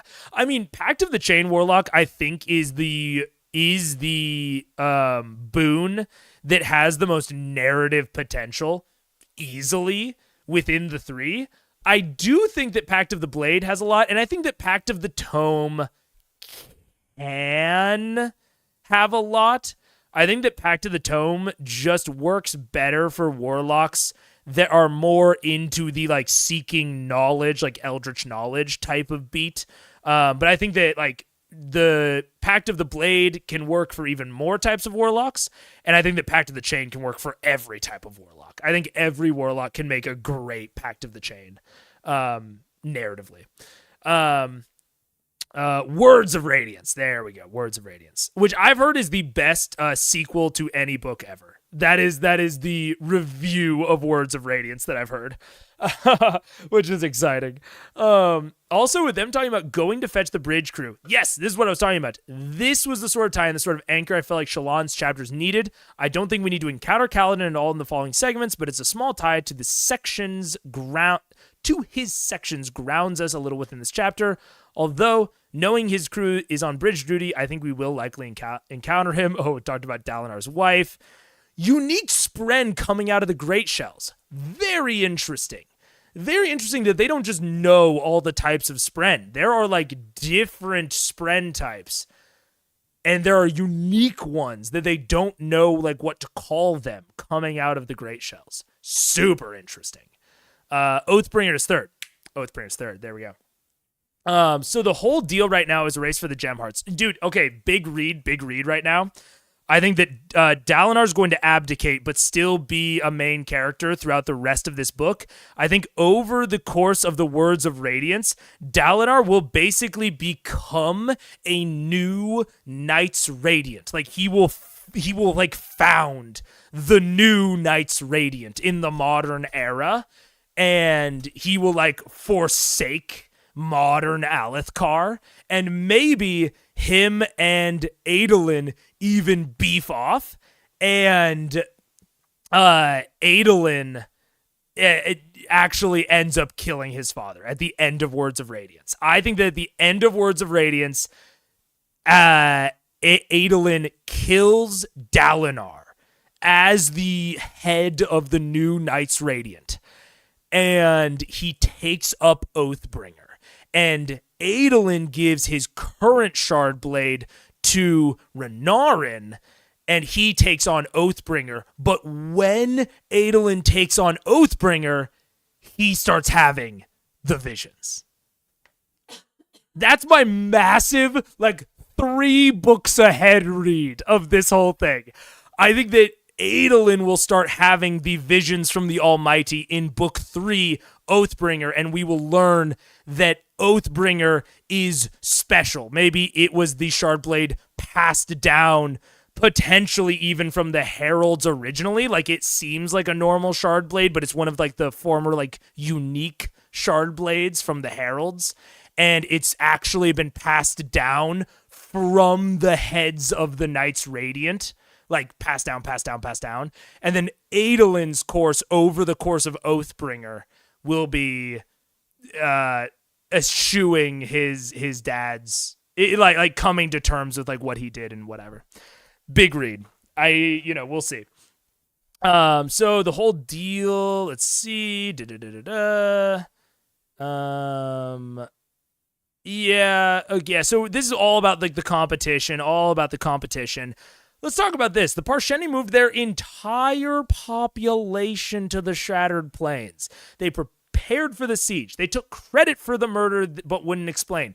Someone, I don't know who, someone is playing the Alethi, playing on their sense of competition to soften up their lands. And this is a good point. It might not even be about the Chasm Fiends. I might be reading into the Chasm Fiends too much. I don't think that I am, specifically because of the end with Yasna. If the Chasm Fiend wouldn't have been brought up at the end with Yasna, I might have said, like, maybe I'm reading too much into them. I don't. But either way, I think the point of bringing the war to the Shattered Plains is specifically to fuck with the Alethi. Someone is playing the Alethi. Straight up. And I think it's the Apocalypse Cult. Dev think all Shardblades and plates are from the original ones, just lost power over the years. I don't know about that. Because they talk about how Alethkar has dozens of Shardblades. I mean, fuck it. We know like 3 Shardbearers just in like the main characters. And like they talk about like winning Shardblades. They also talked about how like Yugg-Viril, or not Yugg-Viril, that's Critical Role. How the Vorins have several Shardblades. There are only 16 Heralds. And like the Parshendi have Shardblades. I think there are too many Shardblades floating around for them to be all from the Heralds. So I think that there are, because the Heralds left their Shardblades behind, I think that some of them are special Shardblades. And I think Oathbringer is one of those, but that all of them aren't special. I think some of them were recreated by the Knights Radiant later on. Potentially even the Heralds that got left behind that was like, I had a brain blast. Right, okay. So they had the whole I have to go back to my previous notes. Right. Related to the Oath Pact. The Oath Pact. The Heralds were part of the Oath Pact. They left one of their people behind.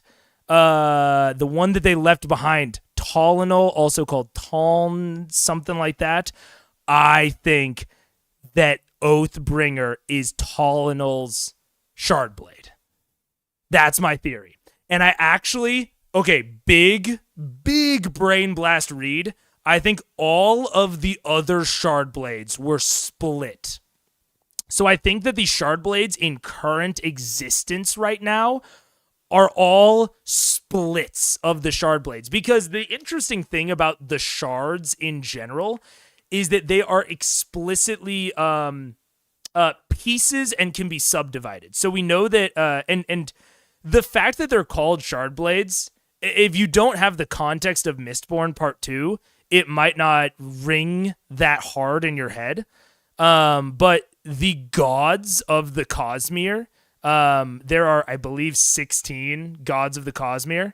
And they are called the Shards of Adonosium, or Adonosium, or something.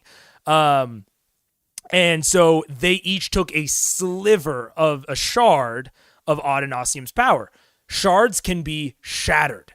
So that is something that has been mentioned in Mistborn, specifically Secret Histories, but it was actually mentioned in this part. They talked about one of the, there's like those little like preamble things. In part 1, it was like the death rattles. And this one, I think it was one of the shards of an Adonosium talking to others. That's my read. And we know that shards can be shattered. And I thought that meant that they were killing them, but maybe it doesn't. It's unclear. And in Mistborn, we get a whole other thing about how like shards can like subdivide themselves with a shard called autonomy, which I won't go into. But there's a lot there.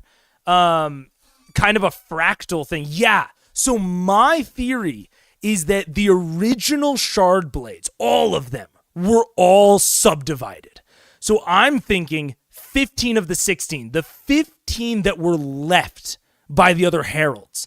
The herald that got left behind, Tolinol, he was like, fuck these dudes, and he subdivided all of their shard blades. He completely like, he shattered them, he made them not as potent, but he kept his own blade. He was the last one to to uphold the Oath Pact. He is the last one left. He's keeping his fucking blade. But he started the Knights Radiant. He started the order that was supposed to protect humanity. Who knows what happened to him afterwards, but he passed his blade down to the Knights Radiant, and the Knights Radiant all the way down passed it to Dalinar. Oathbringer is Tollinal's blade that was supposed to uphold the Oath Pact. That's my read. That is my read of the situation. My theory is that they found something in the plains that is letting them change and expand their numbers. That it's about holding the plains, not messing with the Alethi. If it wasn't about messing with the Alethi, why did they do all this? Like, I kind of think it's undeniable that they are messing with the Alethi in at least some ways. It's just why. Like, they murdered Gavilar. Why? They won't tell anyone why they murdered Gavilar. Why? Like, and they aren't attacking the Alethi anymore. Why? Like, none of this, like, what are the Parshendi motivations? I think you're totally right, Hans. It totally could be that. Like, that is very possible. But I'm trying to find the motivation for these Parshendi. Like, what the fuck are they doing? What's the point? I don't know. This is my first Sanderson book. You're getting it's very interesting because you're getting a hard introduction to the Cosmere with the shards. Because, like, they are, like, I wasn't going to talk about the shards originally. I wasn't going to talk about the shards of Adonasium because I didn't want to, like, spoil things for Mistborn, but they're talking about it in the pre-bits to each chapter. So it's like, I feel like I sort of, I'm not going to touch on it too much, but I want to give context for some of my theories because I won't be able to, like, really talk about my theories and reads if I don't talk about them, unfortunately. I think it'll be really interesting to read Mistborn knowing about all this shit. I think that'll be really, really interesting, but kind of a fractal thing. Yeah. So Adonasium had 16 shards, and then there are 16 heralds from the Almighty. My theory is that the last herald, still kept his blades, but then he subdivided all of the other blades. So my theory, my read, is that there are 15 times 16 shard blades plus 1.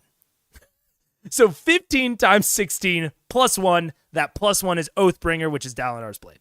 And I do think it's maybe one of the reasons that he's such a prolific fighter, potentially, is that maybe Oathbringer is slightly better somehow than the other shard blades. I don't know. That's a bit out there, but it's the title of a fucking book. It has to be important. Oh, man. Maybe the Parshendi are looking to evolve themselves. That does seem like a potential thing that we're maybe addressing here. Like, the Parshendi grow armor. They have the ability to leap chasms. Like, they're very clearly, like, almost superhuman. And we'll actually get into that later. I also think they have telepathy. I think the Parshendi have telepathy. So the idea of them looking to evolve themselves, I could actually buy into that read. It's possible. 241, I guess. I think there are 241 shard blades in existence. That's my read. Let's see. Let's see. Oh, yeah. So back to Kaladin. Research dominance. Interesting duality. Oh, yeah. So this is where we are. Sadeas is a particular kind of fucker when it comes to the bridges, which we kind of already knew, but you must find the most important words a man can say. A quote from an ancient text, The Way of Kings. Roll credits. That's the name of the book. Hooray. The attacking in pairs that are crazy coordinated does support that. Hans, you're reading my mind. We'll get there. Yes. Yes, Hans. Yes. Okay, there's obviously something going on with the wit. Like, he's not just like a dude.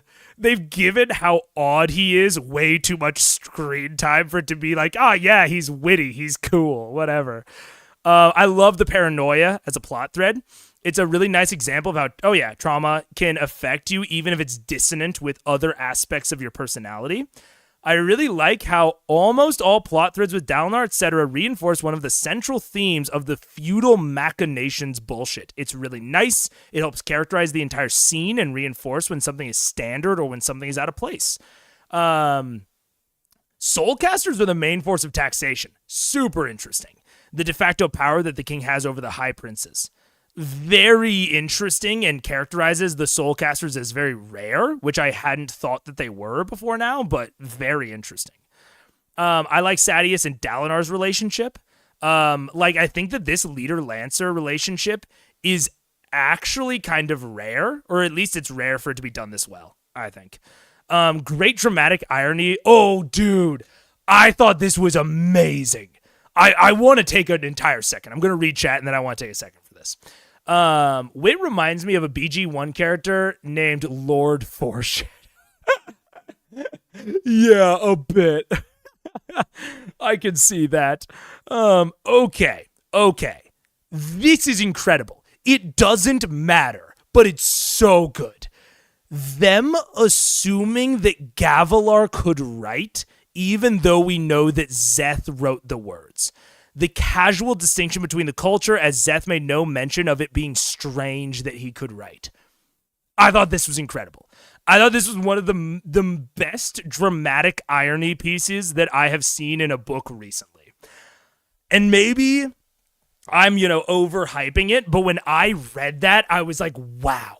Like, this is one of the most quintessential examples I can think of the strengths of having multiple POV characters.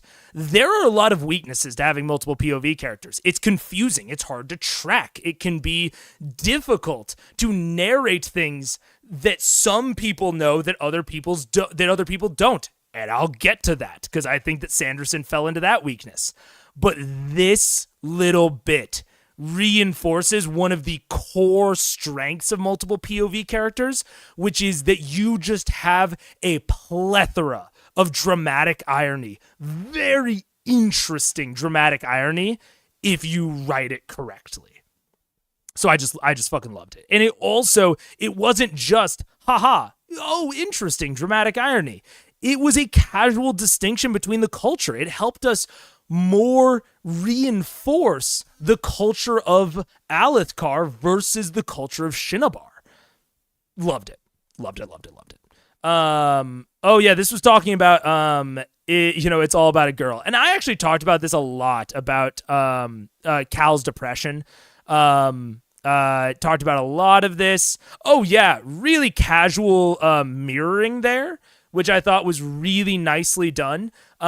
During this segment, when Cal is talking about his depression that he doesn't know he has, he is describing he's fixated on a patch of snarl brush, but that he thinks is dead. And he is very clearly, he's not consciously doing it, but it is very clearly drawing a comparison to his own mental state. But then, after Tian comes over with the rock, he flicks a little bit of water on it, and it turns out that it isn't actually dead. It was just dried out waiting for a high storm. I think that number one, that is very nice mirroring for Cal's depression and reinforcing Tian's gift, but it is also reinforcing some of his characterization that we already know. He didn't say that it's dried out waiting for water. He said it is dried out waiting for the high storm. Now, we already know it's Kaladin Stormblessed. He can do fucking lashings. We have the mirroring of his power set being linked to the high storms. But we also have the very nice tonality and symbolism of what the high storms even represent. That the landscape is dry, barren without the high storms, and then the high storms are violent and quick and powerful, but they're also life-giving. This goes back to Kaladin's whole thing with his fucking dad. That are there people that can take life to save life? Can the high storms destroy but also sustain the ecosystem around them? It is not waiting for water. It's waiting for the high storm. Kaladin is the high storm.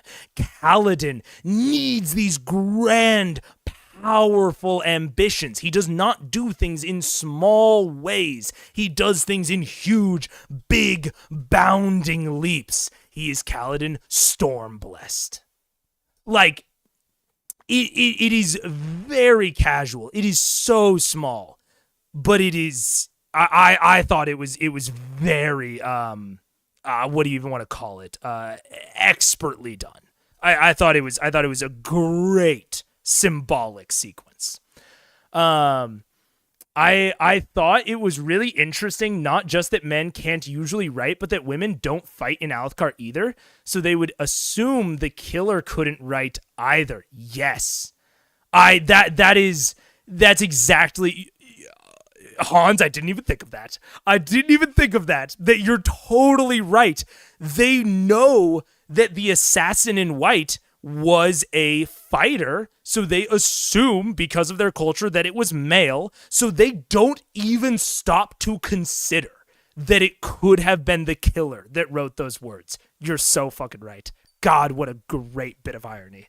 What a great sequence of dramatic irony. So nice. So good. Dang, I didn't really catch that mirroring, even though I thought the grain was interesting too. Very cool.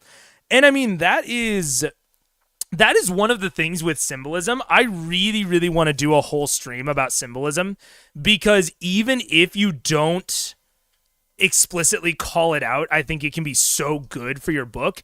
And it can be like, I think that is an incredibly potent piece of symbolism. I think that Sanderson did amazing there, but it doesn't even have to be that what do you call it? That subtle. You can do incredibly blatant symbolism and have it be amazing for your games or your writing. So yeah, I loved that part.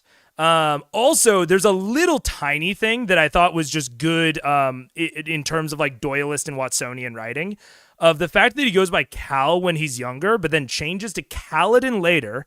My theory is after Tian dies, because Tian calls him Kaladin. Makes total sense in fiction, but also serves a nice Doyleist purpose of consistently reminding us if we are in a flashback or not. I think that's like a little tiny feature that you might not even pick up on, but that is a nice little tool when you have not only multiple POV characters, but multiple POV characters all in different time frames. I think it was a really nice little tool. Also, it's polite stupid. So funny. So flirty. It's sort of sad and funny, but also super real. Her trying to convince him to be a soldier, even though he's communicating that the things that he actually wants and what he actually thinks. Like, it's obvious that they like each other. He obviously doesn't get what she's doing. She's repeating bad and dangerous information. The conversation is real and believable in like the saddest possible way. Like, I thought that all of him and Laurel's conversations just felt very legitimately real in like the suckiest way. Like, I thought they were well written. Also, Krem, hooray! It's really interesting. Krem falls with rainwater and has to settle out. Kinda interesting. Like, it's clay. And what I'm assuming is going on is that when the high storm comes, it, like, you know, goes onto the rock, makes clay on some of the weaker portions of rock, and then the winds of the high storm pick pick up that clay and like carry it along with a high storm, like almost like a sandstorm.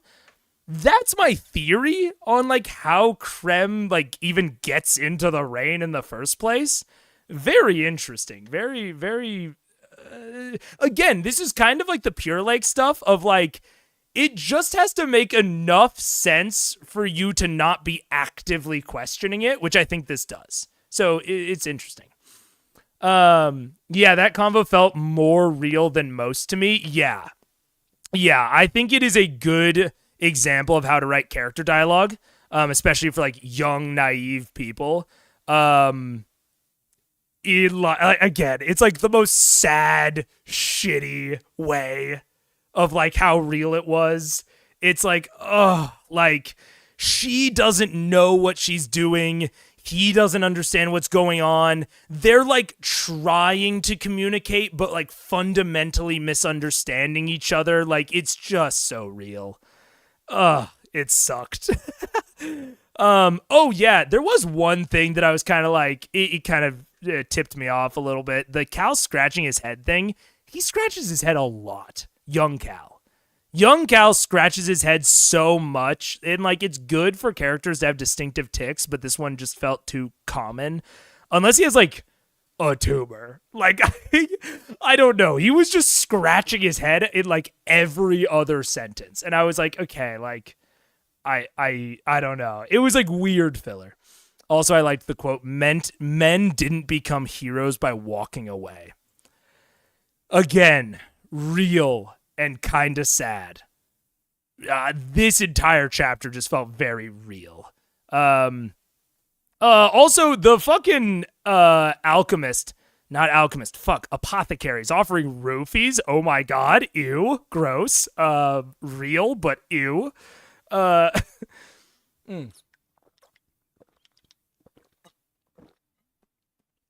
right. Done with breakfast. And here we get into the economy again. Hooray. This is good. We're starting to nail down relative values between marks. I know that blue are worth more than red. So we're starting to get into it. I'm finally starting to grasp the economy. I still don't like the like dual-sided nature of this currency system, but you know, we'll see. Hey, Cal has lice confirmed. Yeah, exactly. And they just said it, 5 diamonds to 1 garnet. So, okay, I really, really hope that it's all a 5-to-1 relation, because we already know that it's 5 chips to 1 mark. So my read on this is that it is all 5-to-1, and I'm really hoping it's that simple. So my read on this would be that 1 diamond mark would be equivalent to 5 garnet chips. Like, I think that the gemstones are 5-to-1 and the sizes are 5-to-1. 5 chips to a mark, 5 diamonds to a garnet, and that they can also be reversed. So a garnet chip would be worth a diamond mark. I think that is what is going on. I fucking hope it is, because I'm tired of this bullshit. So I think that it's that simple. I really hope so. It seems like it's diamond, garnet, sapphire, emerald. I also really liked, as much as I have shit on the economy in this one, it's probably my least favorite part of the world building so far. I will say that I think he is doing well with what there is. Like, I like the apothecary calling them clear marks and blood marks. It's like, and then later he calls them sky marks, I think, or the sapphires. It's like really similar to calling $1 a buck. Or like, 100 a Benjamin. Like, I really liked that. So, as much as I've had a problem with the economy, I think that he's doing well with it for what it is. There's a wiki for Stormlight Archive. I think there's a table on there. It's about money. I'll look for the link after my dragon gets off my shoulder. Eee, cute little dragon. So a diamond chip is a 25th of a garnet chip. No, a diamond chip would be a 25th of a garnet mark. I think it is all 1 to 5. So if it's a chip, it's 1 to 5. Diamond chip is a fifth of a garnet chip. But a diamond chip is a 25th of a garnet mark. Because I think it would be 5 garnet chips to 1 garnet mark. The chips and the marks are like sizing differences. I think. Ay. And again, I wouldn't harp on it so much if it was not integral to the plot lines, which is kind of annoying. But, you know, what have you. I will say it still stings and is a bit awkward that they have to say marks, chips, bromes. Like, they have to add these qualifiers onto everything else. Every piece of currency needs a 2-word description. It needs its color and its size. No currencies have ever existed that need that, to my understanding. Now, you know, I could be fucking dumb and stupid and lame. But again, to my understanding, there have been no currencies that need that sort of dual description. And let me refocus my stupid ass camera. There we go. So I still don't like that, but you know, fantasy currencies do what they will. The infusion is not affecting their value is interesting, and I'm glad because we did not need a third thing to affect their value. So fucking thank you. Again, I love Kaladin deciding that he's doing the standing thing and then sticking to it even though he thinks it's stupid. That's so real. I think that they have done a really good job at, even though Kaladin is our main character and he is correct and true and based, they've done a really good job at describing his flaws and like giving him very real flaws that are like really distinct, but like don't make him a bad person and like potentially he might never get over. Like, I think that that is something that is really prevalent in fantasy and even in Sanderson fantasy. Cough, cough. Vin from Mistborn. Cough, cough. Where the main characters have flaws, but then they like just get over their flaws at some point. Like they just like they have all their flaws and they're good and like righteous flaws, but then they just become like the perfect person by the end, essentially. It's lame. And I think that Kaladin in contrast actually has a lot of flaws. Sorry. I needed a little bit more light. I think he actually has flaws that I don't think he'll get over, which I think is good. I think that's good about to having a main character. I just looked up the currency page online. It's not all 1 to 5. Fuck off. God. God, that sucks. Anyways, I'm not even going to talk about that anymore. Honestly, a lot of this book has a very grounded tone, at least with Kaladin. I don't remember thinking that during Sanderson's other work. I don't. Yeah, okay, so is Syl the reason for his luck? I don't think so. I think he is just, he's absorbing Stormlight. I think we've realized that by now. Oh, and I realized it later. But we haven't heard or witnessed him being lucky. Is Syl somehow related to Tian? Hell, is Syl Tian spirit resurrected somehow? Are Sprens just fucking ghosts? I think they are. I think Spren are ghosts. I think when you die, your spirit is distilled into the most prevalent part of your personality, and you become a Spren. That's my theory. So I think that even though Syl is a girl, I think that she is Tian, and that is why she is attracted to Cal. I think that Tian and Cal have, like, this relationship, you know, this bond that surpasses death. and that because of his lashings, he has basically been able to imbue Syl with the sentience that they lost when they were Tian. For sure, we all have imperfect convictions. Getting more powerful or better never fully resolves that. Yeah, which I think is so common with D&D player characters, with fantasy main characters, that like they just all get to be perfect Jesus Christ figures by the end. Cough, cough, Vin and Elend. But I don't want to talk too much shit on Mistborn. I thought that the third Mistborn book of part 1 was incredible. I loved reading it. But I think that they are an amazing example of this phenomenon.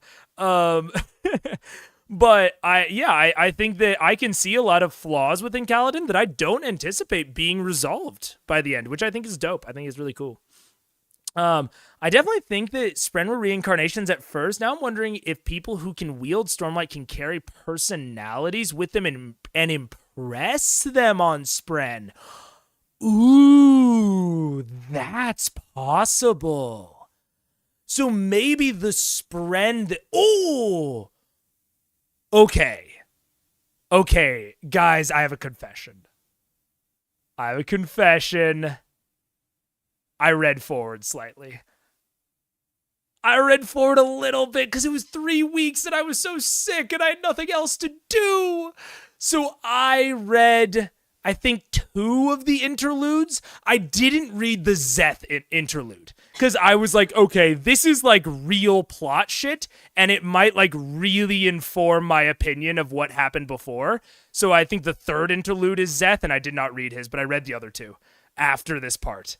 And there is, I won't even talk about it too much because I don't want to spoil it, but one of them is about essentially a Spren hunter. And that interpretation, Hans, makes a lot of sense in the context of that interlude.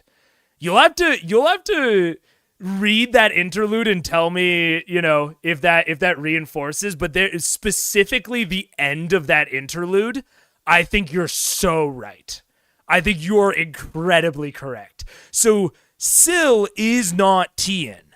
Syl is just a Spren, but Cal, and that's why she says, Cal, you're the one changing me, is he is impressing the personality of maybe Tian, maybe someone else onto Syl.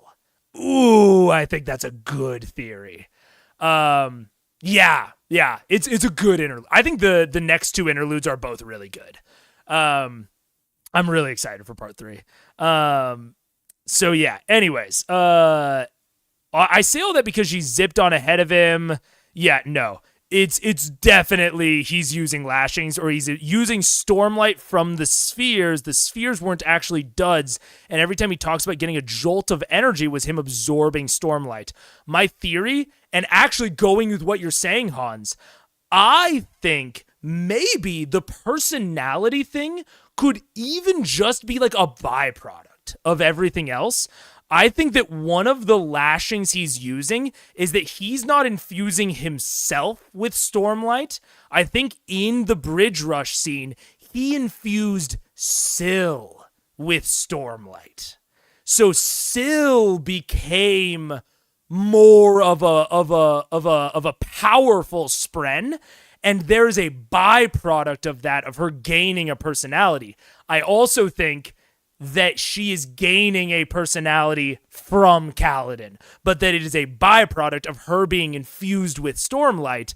And when she's infused with Stormlight, they've talked about how Air Spren can affect certain things. So I think that she's pushing the arrows out of the way.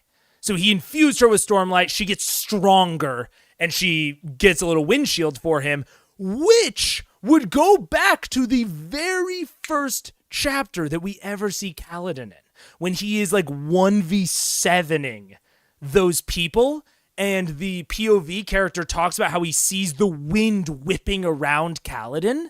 I think that was the first time, because she talks about how that was the first time that she like knew about him was way back in Amaram's army. So I think that we actually saw him infuse Syl for the first time during that prologue chapter, or during chapter 1. That was his very first interaction with Syl. He infused her. That's how he fucking 1v7'd or whatever. And then every time he infuses her afterward, and just like now, like passively hanging around him, she's gained more and more sentience. Yeah. Are Spren related to the older Shard carriers? Maybe. I don't know. The Spren are fucking weird, dude. And this is another thing. So the two interludes that I read they're not both about Spren. One of them is very explicitly about Spren, but one of them gives us something else about Spren. This is something that the other interlude has. There are no Spren in Shinobar. Why? And and also Shinobar doesn't get high storms. So Shinobar doesn't get high storms and doesn't have Spren. Coinky dink? I think not. And I also notice that he frequently thinks about Tien or says Tien when he seems to use Stormlight. Ooh, you're right. That's a good point. That's a very good point. But that is an example of something that I will talk about later. And I'm actually gonna fast forward a little bit to talk about this. So we need to go back to 18. But later on,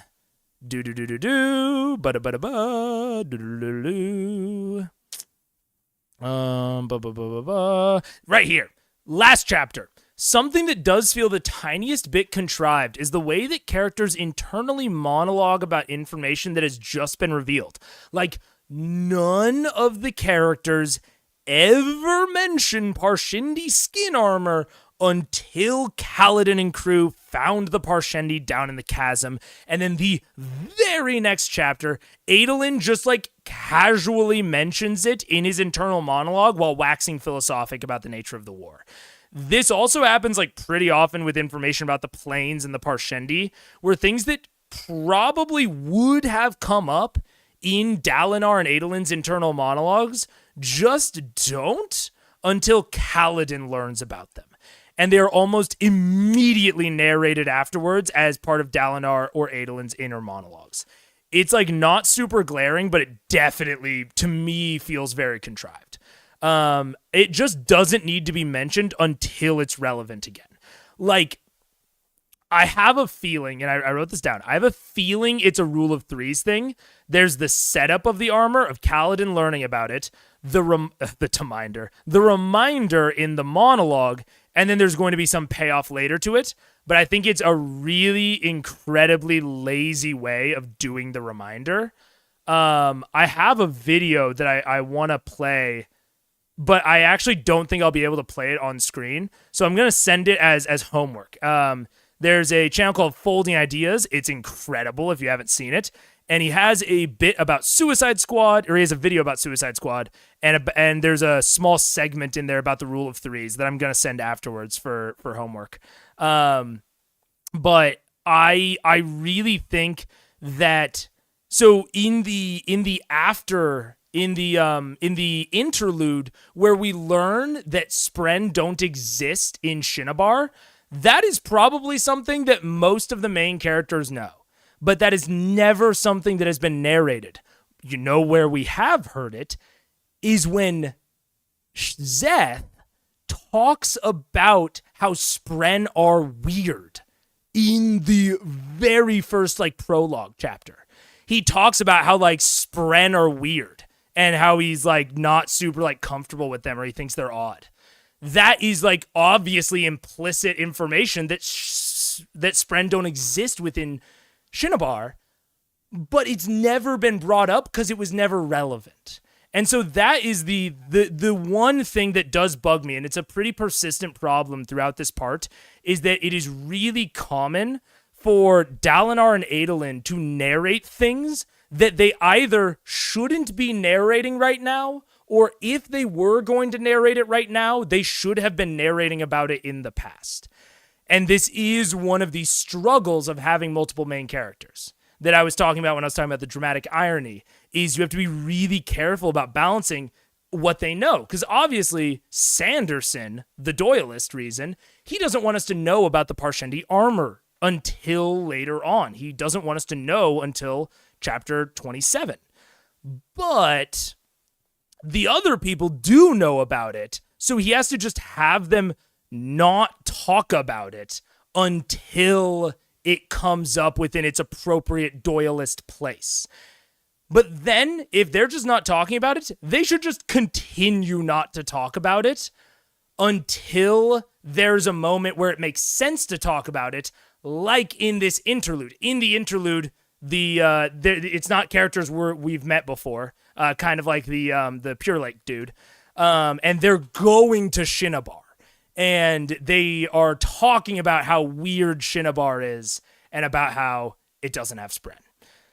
So I think that is an example of Sanderson doing it really well, where I think he kind of failed throughout this part, in my opinion. Okay. So AT is ruin. In the beginning of chapter 18, this is why I was like, okay, I have to talk about the Shards of Adonasium. They literally talk about one of the two gods from Mistborn, which is AT. So they are like very explicitly going into the Cosmere, where they're like name dropping people from Mistborn. So it's interesting. And so for the people that have read Mistborn, for the people that haven't, this paragraph won't make any sense. But for the people that have, this is my theory. With all the talks about how the Vorin teachings have gone versus the old Radiant stuff, and how like the Knights Radiant have been like posthumously cast as these villains, and with them talking in the preambles about shards and AT, I have a feeling that the more modern Vorin teachings are a result of autonomy. Again, you won't know what that means if you haven't read Mistborn Part 2. I don't think she'll be a significant villain in this, but I do think she'll be involved. I think that the modern Vorin religion is not actually worshiping the true Almighty. I think they are accidentally worshiping autonomy, because a lot of the Alethi culture and codes really play into autonomy's teachings and beliefs. So that's a little bitty for Cosmere folk. Anyways, let's talk about mysteries. This stuff with Elhokar, this paranoia, this assassination subplot is basically a whodunit, except the victim hasn't actually been done yet, which is kind of interesting. Elhokar, I think, is gonna die. Like, I think Elhokar's dead. Or at least he's going to come very close, and one of our POV characters will save him. Very similar to what happened with the Chasm Fiend. The fact that he isn't a POV character makes him inherently more disposable. Just in terms of the narrative, it makes him more disposable in part of a story. Which ratchets up the stakes of this entire plotline. Like, if these same coincidences, these assassination coincidences, were happening around a POV character, we would definitely think that that was speaking more to the POV character's paranoia than an actual threat. But because this isn't a POV character, and our POV character's whole motivations are to protect him, it actually ratchets it up to being an actually plausible threat. And if you pair that with almost every conversation that Elhokar has being tainted by the talk of assassination, it's like clearly a major thread, or at least like one of the major threads for Adolin. Like, I think that one of the very first Elhokar conversations was about how he saw someone outside of his tent. Wild theory. Oh, Yeah, this is a wild theory. Wild theory, the assassin is Dalinar being possessed during the high storms by something slash someone. It's a wild theory. Wild theory that I'm throwing out there, that during one of his high storm possessions, Dalinar will kill Elhokar. Wild theory. Back to the mystery. So let's talk about whodunits. A typical whodunit presents a murder and a suite of suspects and progressively follows the detective as they discover clues that slowly eliminate suspects until they arrive at the murderer. That's the clue. That's the fucking, and then there were none. That's the Agatha Christie. Like, that's the really general setup of a whodunit. If you want an example of a great modern whodunit, Knives Out is an amazing example of a whodunit that actually does follow this structure, but does it with multiple levels of subversion that makes it an absolute delight to watch. I think that it is a fantastic example of how to subvert genre expectations and actually do subversion well. Anyways, I like Knives Out.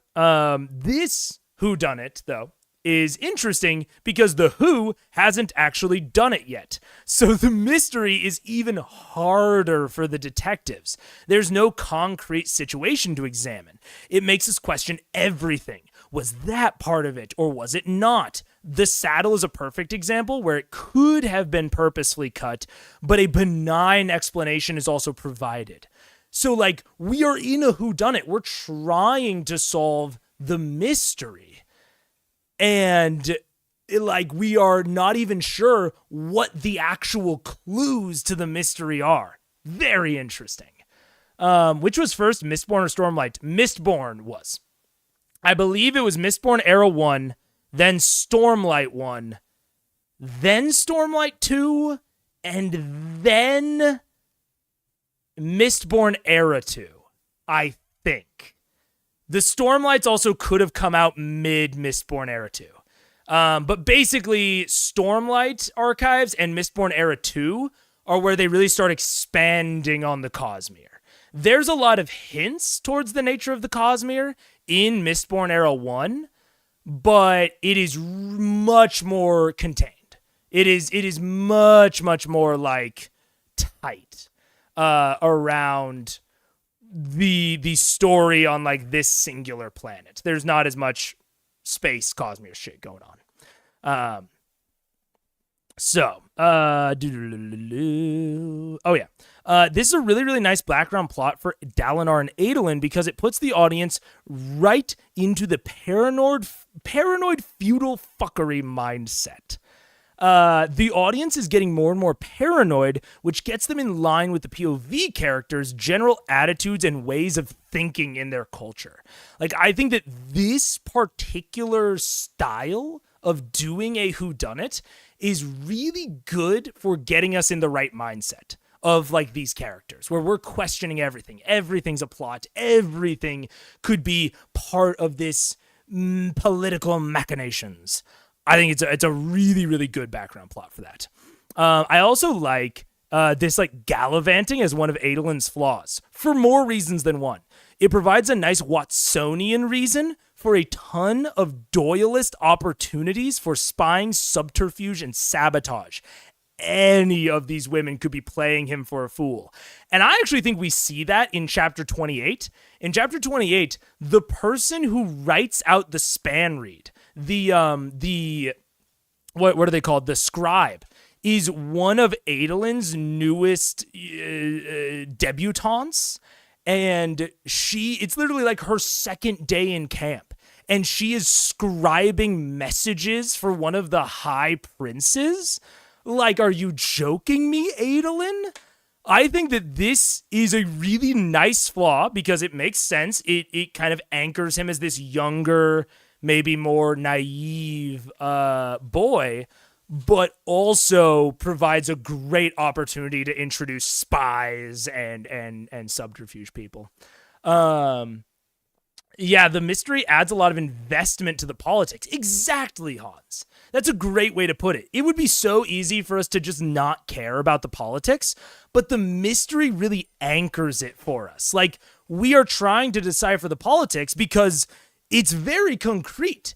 If the political machinations succeed, Elhokar dies and Alethkar descends into fucking mutiny.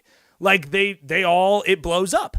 The union divides and Alethkar falls. And so it would be really hard to get a lot of investment into those political machinations if the result wasn't so clear. Like, if the result was just, oh, this high prince maneuvers into, getting a slightly edgier position over this other high prince. Like, that's what's going on a lot of the times. But we're anchored in this whodunit to say, oh, maybe there's this political scheming for these, negligible wins. But there's this background thing of someone's trying to kill the king. And if they succeed, Alethkar goes into civil war. They're just straight up.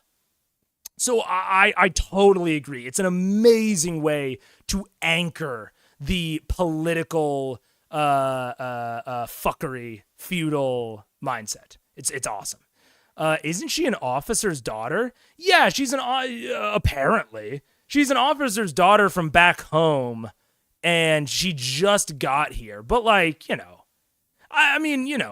get, but she's, brand new. The only reason that she's there and that he doesn't have, Navani do it or someone else is because Adolin asks. It's not like she's just, some random hoe off the street. But it's not like she is, a super trustworthy individual, comparatively. So I think that it is a representation of Adolin's flaw more than anything. It feels nice and right for a young man getting consistently fucked with, whereas his dad's drunkenness at the party is a really nice flaw for a single colossal fuck up. This is one of the things I want to talk about. Both of those flaws could have been flipped. Dalinar could have just been off, fucking a random girl during the party. And, that's why he wasn't around to save his brother. And Adolin could be a huge raging alcoholic.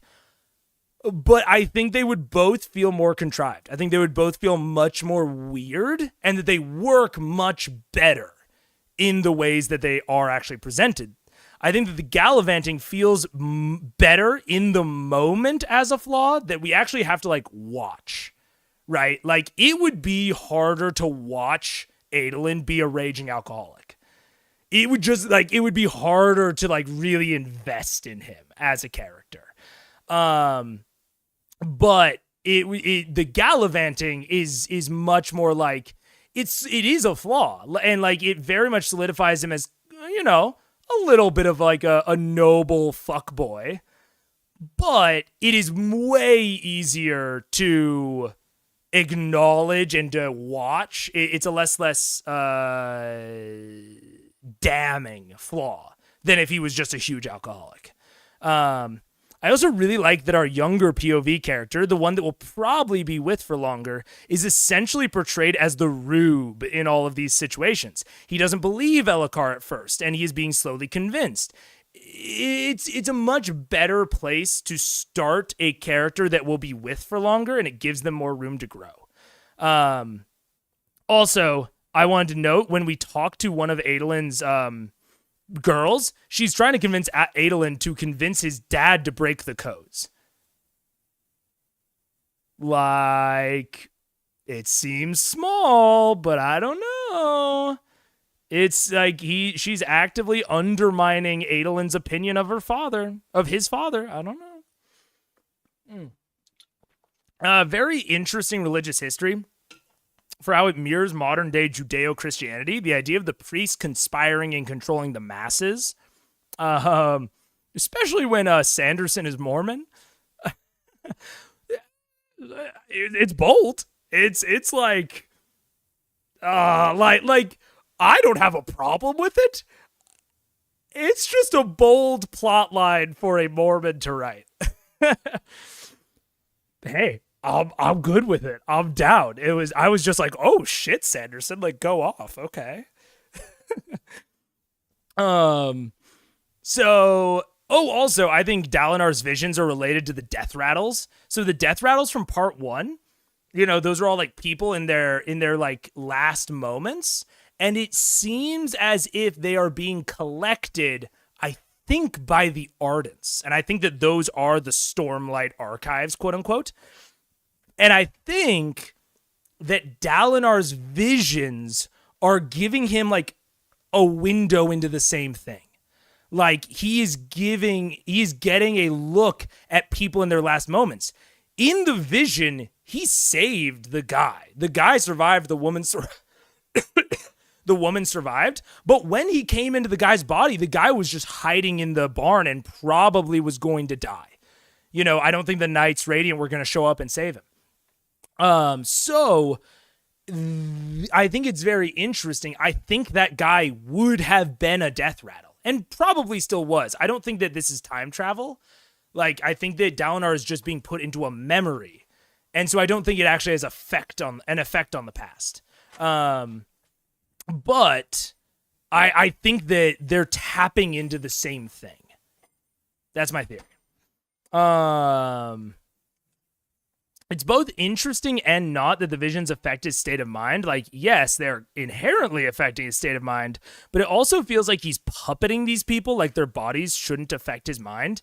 Because, like, he talks about, like, being, like, dizzy from blood loss and, like, really having like a lot of issues that you wouldn't expect if he was just like puppeting the body without any like mental investment. I don't know. I thought it was interesting, but also not. My theory is that the Voidbringers are coming back and something, maybe the Almighty, definitely the Almighty, is trying to prepare Dalinar. It's trying to teach him important lessons from before. Like, it is teaching Dalinar what these midnight essences were like, how you fight them, that it is possible to kill them with mundane weapons. Like, those are all lessons that Dalinar will need when the Everstorm and the Midnight Essence and the Voidbringers come back. Also, Big Read that I just like dead on think is right. Zeth said that his eyes glow with stormlight when he uses lashings. That's why the light eyes are in power. And it's why why the Way of Kings says that light eyes should serve the dark eyes. The Knights Radiant weren't born with actual light eyes. It's just that their eyes got light when using the stormlight. Like that, I don't even want to call this a theory. I just think I'm right. That's how confident I am in this. Because the light eyes has always seemed like kind of weird. Like, you know, it's very like Rick and Morty. Oh, they have square nipples. They have fucking triangle nipples. Hooray. And I think it's why there's this like rumor that you become light-eyed when you pick up a shard blade. Like, I think that is a myth from back in the day of the Knights Radiant, because when the Knights Radiant got a shard blade, they would be trained how to use lashings, which would make them light eyes. Like, I'm just like so mega confident about that one. It's not even like a film theory. I think it's just real. Oh, that's actually being supportive of the idea that the visions could come from the bad side of things if those were moments where only these dark creatures were around. Yeah, like I agree. So like, I don't know. The Stormlight archives are weird and they're tied to the high storms. So I don't know. But I think there's at least something going on. We haven't finished learning about the visions. I think it's going to be a plot point of like what the Almighty is and where we're going with it. But yeah. If Cal could get a shard sword, he would be a light eyes, a shard blade. I don't even think he would. I think in the traditional definition of light eyes, he's already a light eyes. He just doesn't realize it. And like the true meaning of light eyes has been lost over the centuries as people forget how to do the lashings. Like Zeth talks about how his powers haven't been seen in generations.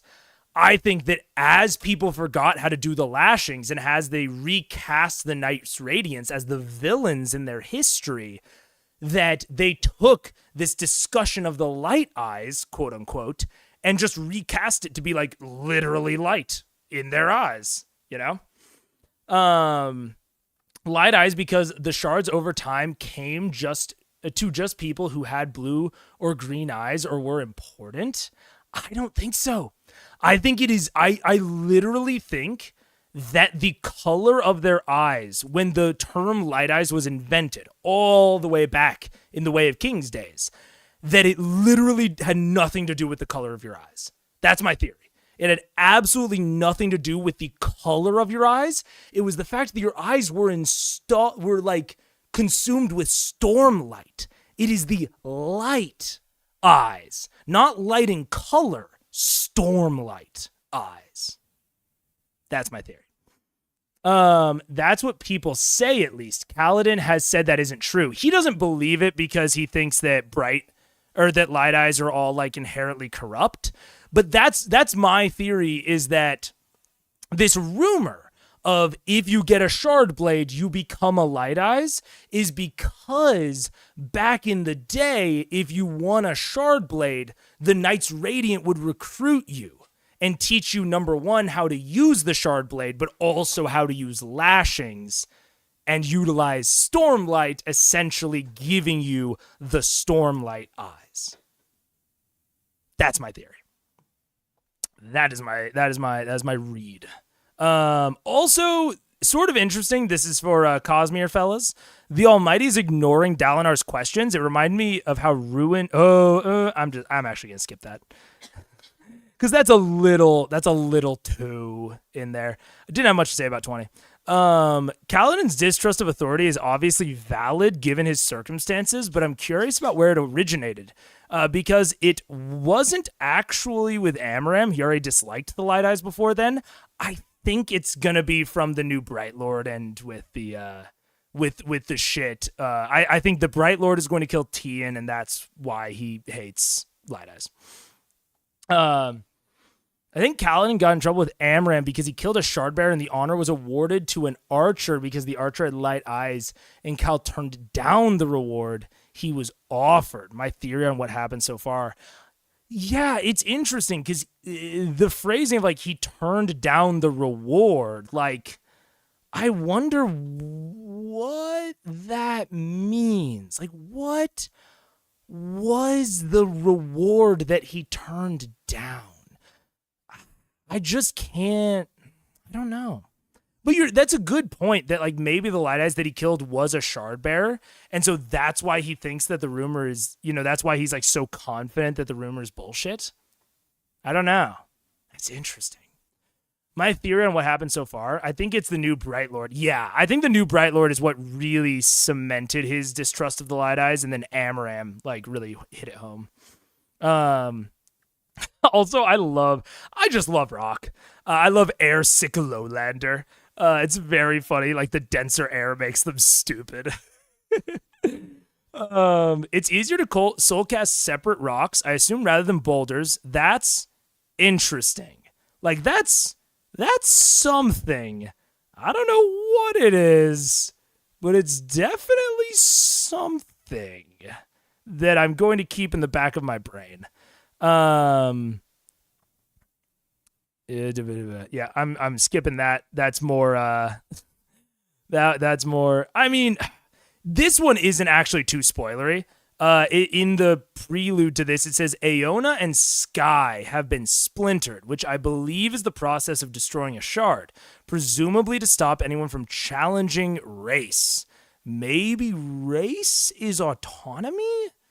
I don't know. But Race, I think, is going to be one of the main villains of the Stormlight Archives from the way that the preludes to all these chapters are talking about them.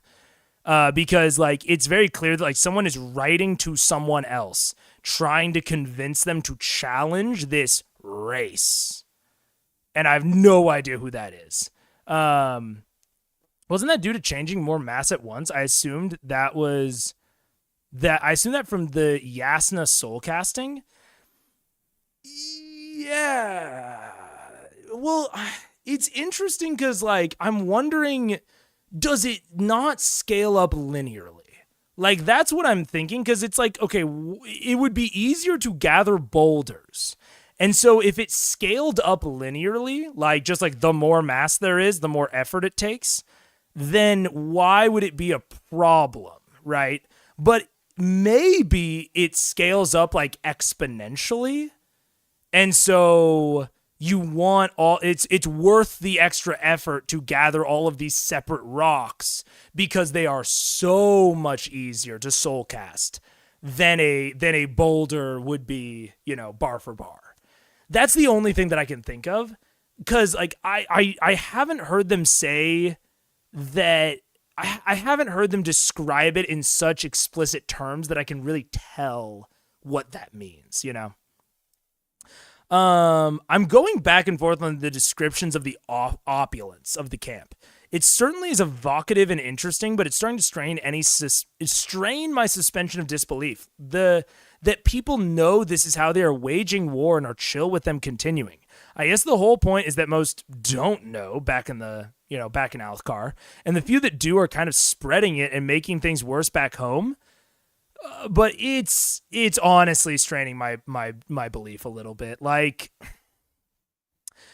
all of the merchants that supply slaves and supply like all of these war camps see these opulent palaces, like see how the war is going, and like things haven't just dissolved back home. Like maybe we're gonna get some POV chapters from Elhokar's wife, and we'll get to see how things are going back in Althkar. I don't know. Like, it is just so extremely opulent that like it's bordering on like, really? Like everyone's cool with this? Are we sure? I don't know. And maybe that's just me. I don't know if you guys feel that at all, but yeah, I don't know. It's like the fucking description of like the feasting area. I was like, Jesus Christ. Like this seems opulent for like your center of power, which like maybe that's trying to show that like the Shattered Plains are becoming the center of power. I don't know, man. It's a little weird. Oh yeah, and also like, what the fuck is the deal with Wit? Like him and Dalinar are actually kind of on the same page about how they should dress, and like Dalinar actually likes him, maybe, question mark. The Wit is weird, and like will obviously be more important later, but like I have no idea how. Like I have not seen. All I've seen is just repeated, like, he's going to be important, but I have just no idea how. Definitely opulent, but I chalked up the fact that they are showing it becoming a city unto itself. Yeah. I mean, Dalinar waxes philosophic about that later on. About how, like, you know, will these barracks turn into neighborhoods and blah, blah, blah. Like, yeah, it's a city unto itself, but, like, just the lavishness of it is, like, that's what's straining my disbelief. So, I don't know. Maybe that's just me. Also, I really think women's food is hilarious. They talked about, like, how she was eating women's food and he was eating man's food. I don't know why. It's, like, really more comedic and silly than any of the other fantasy gender roles that they've talked about. The women's food just got me. I really like Rock's relation to the Spren. It's a nice amount of connection. It would be ridiculous. Oh, yeah. I really wanted to hit on this. It would be ridiculous if one of them was like, all yes. Imagine if Teft was like, I was a Spren researcher before I was arrested and made a bridge man. But like Rock being able to see the Spren and having a cultural connection to the Spren is a good degree of like, oh, we can find out a little bit more information about Spren, maybe. But it's not like crazy. And I think that a lot of times in D&D, DMs can tend to give too strong of expertise to certain NPCs sometimes. The food was silly, but did kind of make a little sense when I thought about how we've treated bar drinks. Oh, I don't. Sorry, and I might have mischaracterized this a little bit. I don't necessarily think that this is like bad or like breaking kayfabe. Like I don't think that this is like breaking my illusion. It's just really funny. I think it's like really funny and silly. And I like couldn't stop laughing at it, even though I agree it didn't really like break me out of it at all. So yeah. A little sense. No. Bar drinks, and I also think like frankly there is men's and women's food. Like salads are women's food, and like steaks are man food. Like our society is not free of men and women's food. I think the comedic thing for me is that they were just like, that is woman food. Like it sounded like very, it sounded so straightforward, which you're totally right when you bring up the bar drinks of like, oh, that's a girly drink. People will say that. It's very similar to that, but for some reason when it was applied to food, it just made me chuckle. The whole society splits men things and women things. As someone who is non-binary, it was great. I can imagine, dude. It's so, yeah, it is, the society is so heavily gendered that like, I don't want to say it strains disbelief, but I do, because I don't think it does. Like, I actually don't think it strains disbelief. And it does seem like the gender roles break down the further, like, the more into, like, the poor sector you get. Like, Cal talking about how his mom was, like, working and whatever. Like, I do think that those gender roles break down in poor society, which is relatively, accurate. But in some ways. So yeah, it's very, very interesting. But oh yeah, I think they could have, unless it obviously wasn't important in this part, and unless like the placement and method of transport and like that they went to the honor chasm to milk the reeds, and like they just spent so much time on the process of getting these reeds and milking them and whatever, that like, I don't know, it was a little too much for me. It seemed like they need to spend a little bit less time on it, unless like the transport method is going to be important later. Like if this is foreshadowing that like they are taking all of these precautions and like maybe they get searched at some point and all of their precautions pay off, then that's okay. But right now I'm a little worried that we wasted like fucking 10 pages, not 10 pages, like probably 2 or 3 on on all of this like reed milking business, and it just didn't matter. I don't know. High society has the roles, but lower class, everyone does whatever is needed. Yeah, exactly, Mustang. Like, I think that is what is part of what makes this very interesting. It's just like sometimes it's just funny. Like, I can't help but laugh. I really liked the argument over killing Shardbearers and like becoming Light Eyes, getting a Shard Blade, whatever. Like with Kaladin thinking that they wouldn't have allowed him to take the Shard Plate if they won, and that Teft is basically just being foolish. Like, it's a fine line with the way that it's stated from the POV character can make it sound like a fact, which I think was actually something that was an issue in a lot of Shallan's chapters, where she would state something that in retrospect I think was just her perspective, but it was stated like a fact because we were like learning about the world still. But I think that this was done better. Maybe it was just written better. Maybe it was because we have more context. I don't know. But even with like how generally wise Kaladin is, I think it was written well enough that it is solidly clear that this is more than partially Kaladin's biases speaking. Like, even if he turns out to be correct, which like I think he generally is probably, I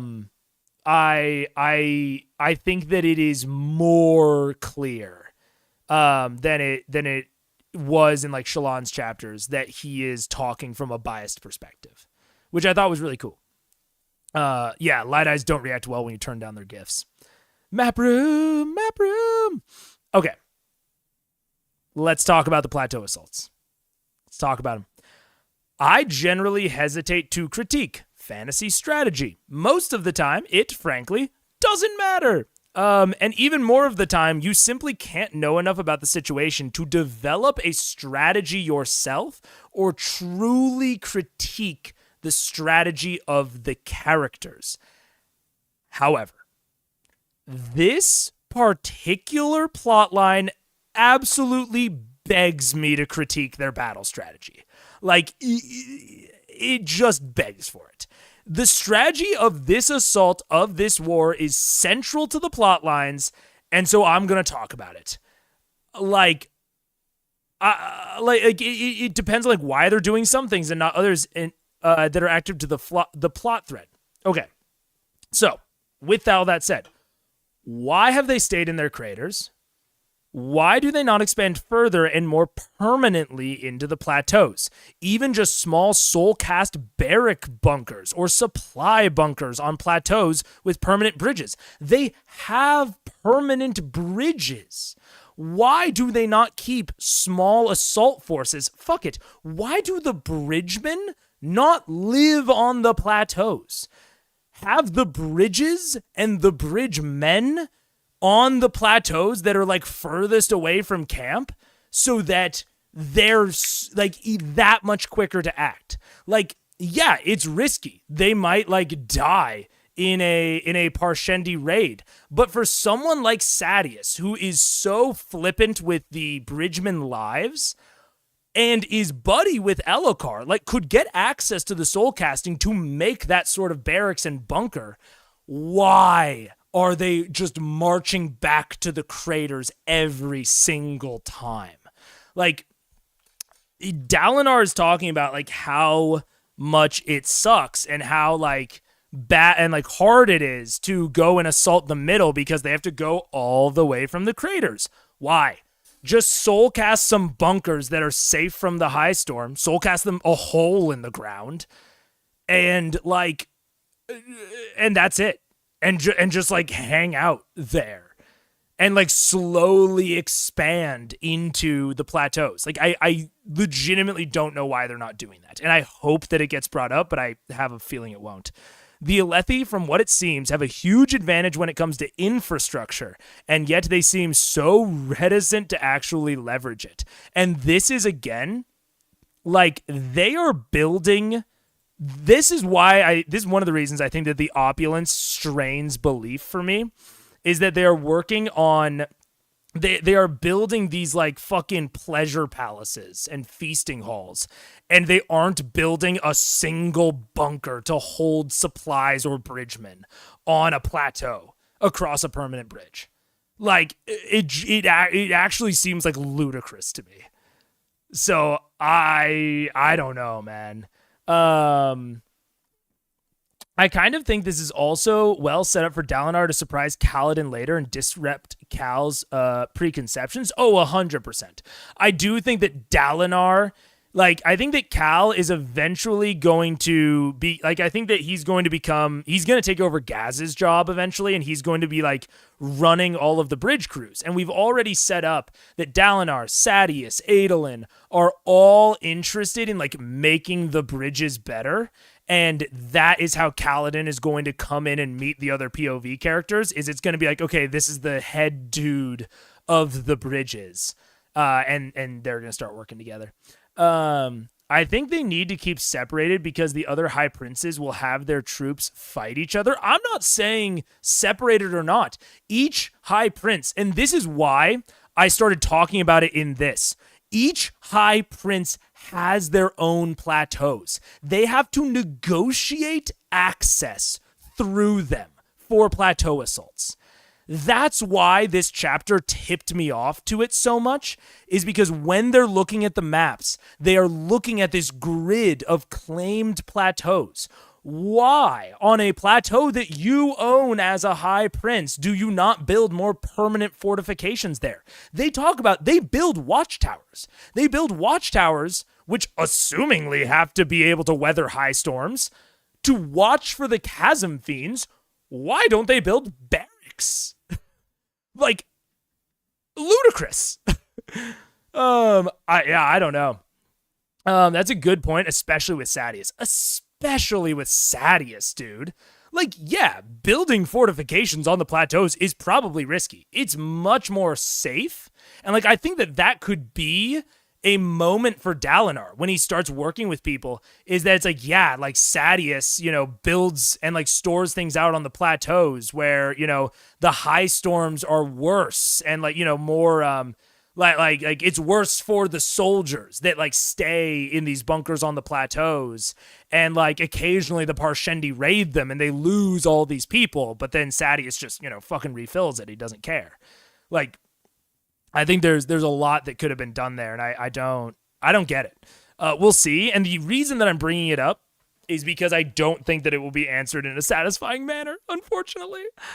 We'll see. I could be wrong, but plateaus are a super duper interesting setting for a war. Makes my wheels turn a bit for high fantasy D&D settings where PCs could have an impact. I like making the fields of war explicitly hostile or preventative to large armies or forces could mean that PCs could have a direct and substantial impact on the war effort without it feeling disingenuous. That would be the Doyleist reason you'd need a Watsonian reason that they're fighting in the area to begin with, something that you could absolutely model off of this book's situation. He's done a great job of laying out their motivations for being on the Shattered Plains. Like, they got there because of the Vengeance Pact, and they stayed because of the Chasm Fiends. Easy. Watsonian. Done. And so I think if you're a, if you're a DM and you want to set your adventure and your PCs in wartime, looking at something like this, where like you literally can't field large forces, could be very, very interesting.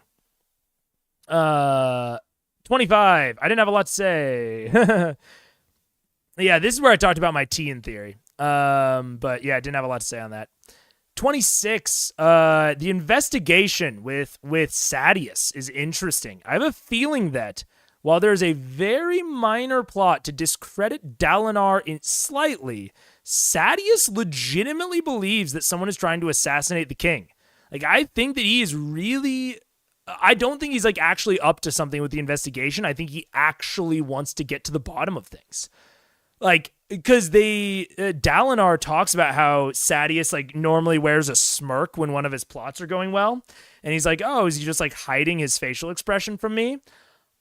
I think that, like, Sadius legitimately wants to investigate this and legitimately believes that Dalinar's not doing a good enough job investigating it. And that's why he became High Prince of Information. Now, I'm basing that largely off the fact that the Almighty said to trust Dalinar, which is a whole other thing, but... and I'll see right here, there's also the possibility that it was a scheme at the start, but that he's uncovered information that is leading him to believe the threat now, which is why the Almighty said to trust him. Not actually because his intentions are good, but because the Almighty knew that the investigation would uncover the threat if Sadius's plot was allowed to continue. Potentially a bit of manipulation of a greater good on the part of the Almighty. Like, I think that is a very distinct, like, possibility that the Almighty is manipulating Dalinar to allow Sadeas to continue doing what he's doing, not because Sadeas has good intentions, and not because Dalinar can actually trust Sadeas, but because Sadeas will uncover something that Dalinar wouldn't. Not gonna lie, the plateaus immediately made me think in a gamey way, and I too often picture them as a hex grid. Yeah, 1,000%. 1,000%. I think the Shattered Plains are incredibly interesting. But I think that they are an amazing model for something that you could introduce in your games that would work amazingly in a game. 27, I love the Apothecary Cartel. I love it. I think it's an amazing plot device that allows for Kaladin to make some money. It's a great example of people doing something that is not illegal. The Apothecary Cartel is not illegal. They're not doing anything illegal. But it's obviously shady, and it might persuade them to interact with illegality, because it's illegal for Bridgman to make money. But the apothecaries might interact with them because he could, blow the lid off their scheme. Like, it's just an incredible plot device. Incredible. I honestly don't think you honestly see this sort of nuanced plot device very often.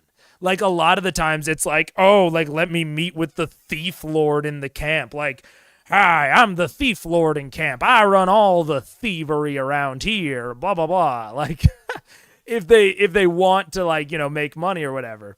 But, like, these are people that are just doing understandable, if not shady things. And they are just maybe more inclined to interact with illegality. Sill's obsession with dishonesty is very interesting. Very interesting. I have nothing to say on it yet, but it's something that I'm keeping in my back pocket. The Parshendi grow armor. I guess it could be possible, especially when crustaceans are more evolved on this planet. It calls the connection between the Parshmen and the Parshendi even more into question, because ostensibly, the Parshmen do not grow armor. So I don't know. That's weird. Okay. End of the part. Let's talk. Yeah, they definitely could have left it as him selling things to the shop, so I enjoyed the nuance. It's incredible. It's really, really good. I think it really solidifies a nice, dramatic, risky thing of, you're totally right. It could have just been like, yep, I'll buy it. But that would have been too easy. And like the whole point of this, and the reason that I have loved this arc so far, is because it hasn't been easy for Kaladin. Him selling the reeds or the juice to the apothecary could have been so simple, so easy. Could have just been like, yep, I buy it. Congratulations. But this makes it harder, which makes it feel better. It makes it feel better that he's succeeding. And it works better for his plot. That it's harder. It's riskier. It isn't easy. Yeah. I thought that was probably the coolest plot device so far in the book.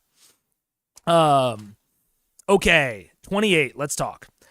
At first, I didn't really consider the whole singing in the battle thing to be a real note. But, and you mentioned this earlier, Hans, now that they talk about the Parshendi's inexplicable coordination in battle, I'm wondering if the Parsh people have telepathy. It could be why they talk about the Parshmen being nearly mute and why the Parshendi sing in battle. Their actual voices are symbolics and only used when necessary or when symbolic.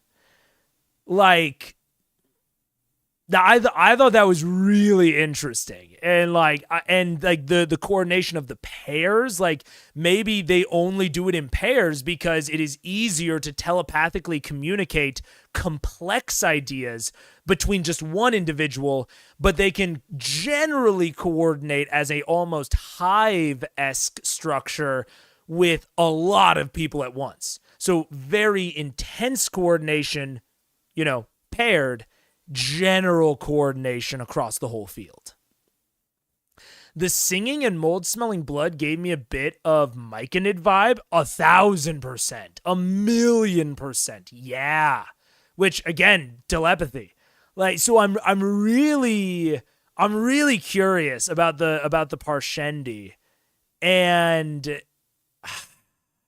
your evolving theory is a good theory. Like, maybe they are just doing this to get the Alethi to kill more. Like, you know what? It could be a plot where maybe the Parshendi don't even care about the gem hearts.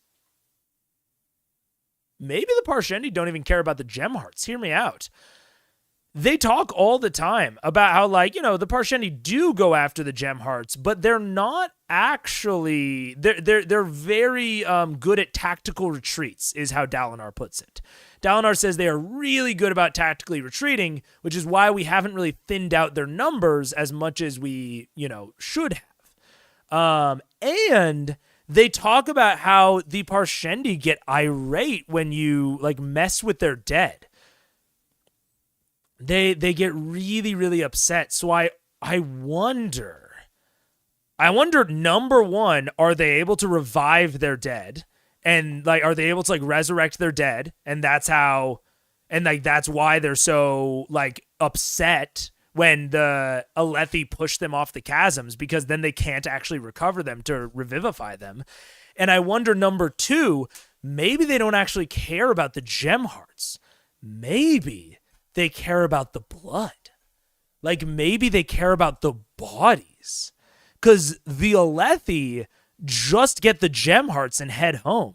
What if the entire motivation for the war is to get the Alethi to kill more chasm fiends, just so that they can harvest more of the chasm fiends' bodies and evolve themselves more? Maybe they're using the chasm fiends' like body and blood and tissue to, like, evolve themselves. They don't give a shit about the gem hearts.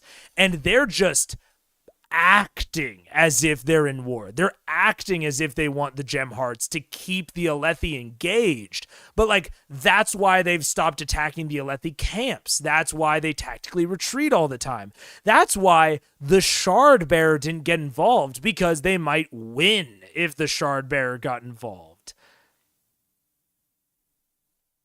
I don't know. There's something there. Because the Parshendi are just so weird. They're just so weird. I don't know. What up, Just Mustang? I had the Myconid vibe too. Yeah. There's something here. I also really like the characterization of the Highlanders, the Horn Eaters. They're interesting without being too explicitly Nordic, although they are pretty Nordic. I also like the name Horn Eaters in general. I think it's cool. Also, bro is Adel and dumb. I don't know why he is so massively confused that his dad is having him do all this shit and complimenting him on it. He's already monologued, like, really early on into us meeting him, about how he knows his dad is prepping him to take over. It was just a weird sequence where Adolin was like, why is he doing all of this? It's like, dude, why do you fucking think, my guy? I don't know. It's a really small thing, but it's really nice. When Thanadar's soldiers walk up, interrupting Dalinar and Adolin, right before Dalinar tells Adolin what he was thinking about. It allows you to have an otherwise honest and open characters keep relative secrets from each other just by matter of circumstance. In general, other people interrupting the party is a good way to force a plot forward or protect a plot from intrusion. It can be a bit risky because it can feel really contrived if it's not handled properly. But if it's done well, I think it can be incredibly effective. And I think in this situation with Thanadar's dudes walking up, I think it was handled really well. And also, what an interesting way to remove a character without killing them. Insane. That was talking about Dalinar abdicating. I don't know if he'll actually be removed as a POV character or not. I do have my read on, like, what he's going to do next, but really interesting. That's a good theory. I'm not sure what it is, but I do think there's clearly a resource at stake here for the Parshendi that the Alethi are not even aware of. 1,000%. One that is unique to the plains, yeah. I don't think that the Parshendi are actually like warring for the gem hearts, because like if the Parshendi really wanted the gem hearts, they just wouldn't have gone to war with the Alethi, right? Like if that was what this was all about, the Parshendi knew about the gem hearts, they would just hang out on the Shattered Plains and like make an alliance with the Alethi and just be like, hey, fucking Gavilar, fuck off, stay away. You know? So it's like, why did they bait the Alethi into this war? Like, there's a reason that the Alethi are on the plains. And there's a reason that the Parshendi baited them down into the plains. And it is not because of the gem hearts. The Alethi obviously think it's because of the gem hearts, but it's so obviously not. So, like, what the fuck is going on? You know what I'm schmaying? Ugh. Yeah, I don't know. But yeah, so that was part 2. Overall, loved it. Was way more into this part than part 1. I'm nervous because I think that Shallan's going to come back in part 3. And I don't want to say I'm not looking forward to it, but I just liked Adolin and Dalinar's chapters so much more than I liked Shallan's. But I am tentatively hopeful that Shallan's chapters will be more interesting now that she is just warding for Yasna and she's not like doing all of the like setup shit anymore. I'm really hopeful that her stuff will be way more interesting now. That is the mystery way easier to read than 1 for me. Yeah, way easier to read. And I think I think there's also just a general aspect of like, we know more now, like he has to do less world building as the story goes on. But yeah. I loved late in 28 when Navani likened Dalinar to Yasna and their honorable bearing. That was great. I totally agree. I see that developing a lot too. Yeah. Well, especially if Yasna does come back, because she was like, yeah, I'm gonna come back once I get this taken care of. You know what I'm saying? So I can totally see that happening as well. Yeah. So that's about it for my breakdown. Does anyone have anything that I missed? Anything that they want to bring up? If you don't, I mean, we might be able to just end. I think I want to try. I need to open up the studio because it'll give me a warning, but I'm going to try to play the Folding Ideas. I don't know if Folding Ideas has like the, like auto banhammer like Smosh does. So, we're going to see. Folding Ideas Suicide Squad. The Art of Editing in Suicide Squad. So I'm gonna load this up and we're gonna see. Let's see. While I'm doing this, put any of your questions, your comments, your concerns down there. And Yasna is the only other one that we know that is interested in historical ways. Yeah, and that is actively eschewing religion, which is interesting. I think she might be the one that convinces Dalinar to start up the Knights Radiant, because she has actively been the one that is like, fuck the religious bullshit. Like, I'm more interested in the history. And it seems like the religious establishment is the one that has made the Knights Radiant out to be the big assholes. You know what I'm saying? So I see a lot of possibilities there for Yasna and for Dalinar to kind of get together on that. I think she's going to be the one to tell him like, hey, it's not delusions. I think that's going to be the big thing, is she's going to be like, it's not delusions. Like, you're not going crazy. We'll see. I don't know. this is great for me. I struggle with comprehension. I get that. It is good for me as well, especially with like, obviously you and Hans both brought up like things that I did not remember at all, or just didn't pick up on. So it's great for me to like not reintegrate, but to really dive into a lot of these theories and a lot of what I'm thinking. My first thought was maybe she can be the one to convince Adolin that dad isn't crazy. Also possible. I mean, with my read of the fact that I think Adolin and Dalinar are going to face off in book 2, that wouldn't track. But I do think that that's a very valid theory. I think I'm taking a large swing with that other theory. So, okay, let's try the folding ideas video. We're going to see. We're going to see if it works. I've got the studio pulled up, so we're going to see if it yells at me. A tiny thing, an insignificant... Okay. So this is from his video, The Art of Editing in Suicide Squad. Highly recommend if you haven't seen it. If you're at all, I wouldn't even say if you're interested in editing. I'm not interested in editing. But I think that this is more about storytelling than anything else and just how editing impacts that. And this is about the rule of threes. So we're going to see if YouTube yells at me.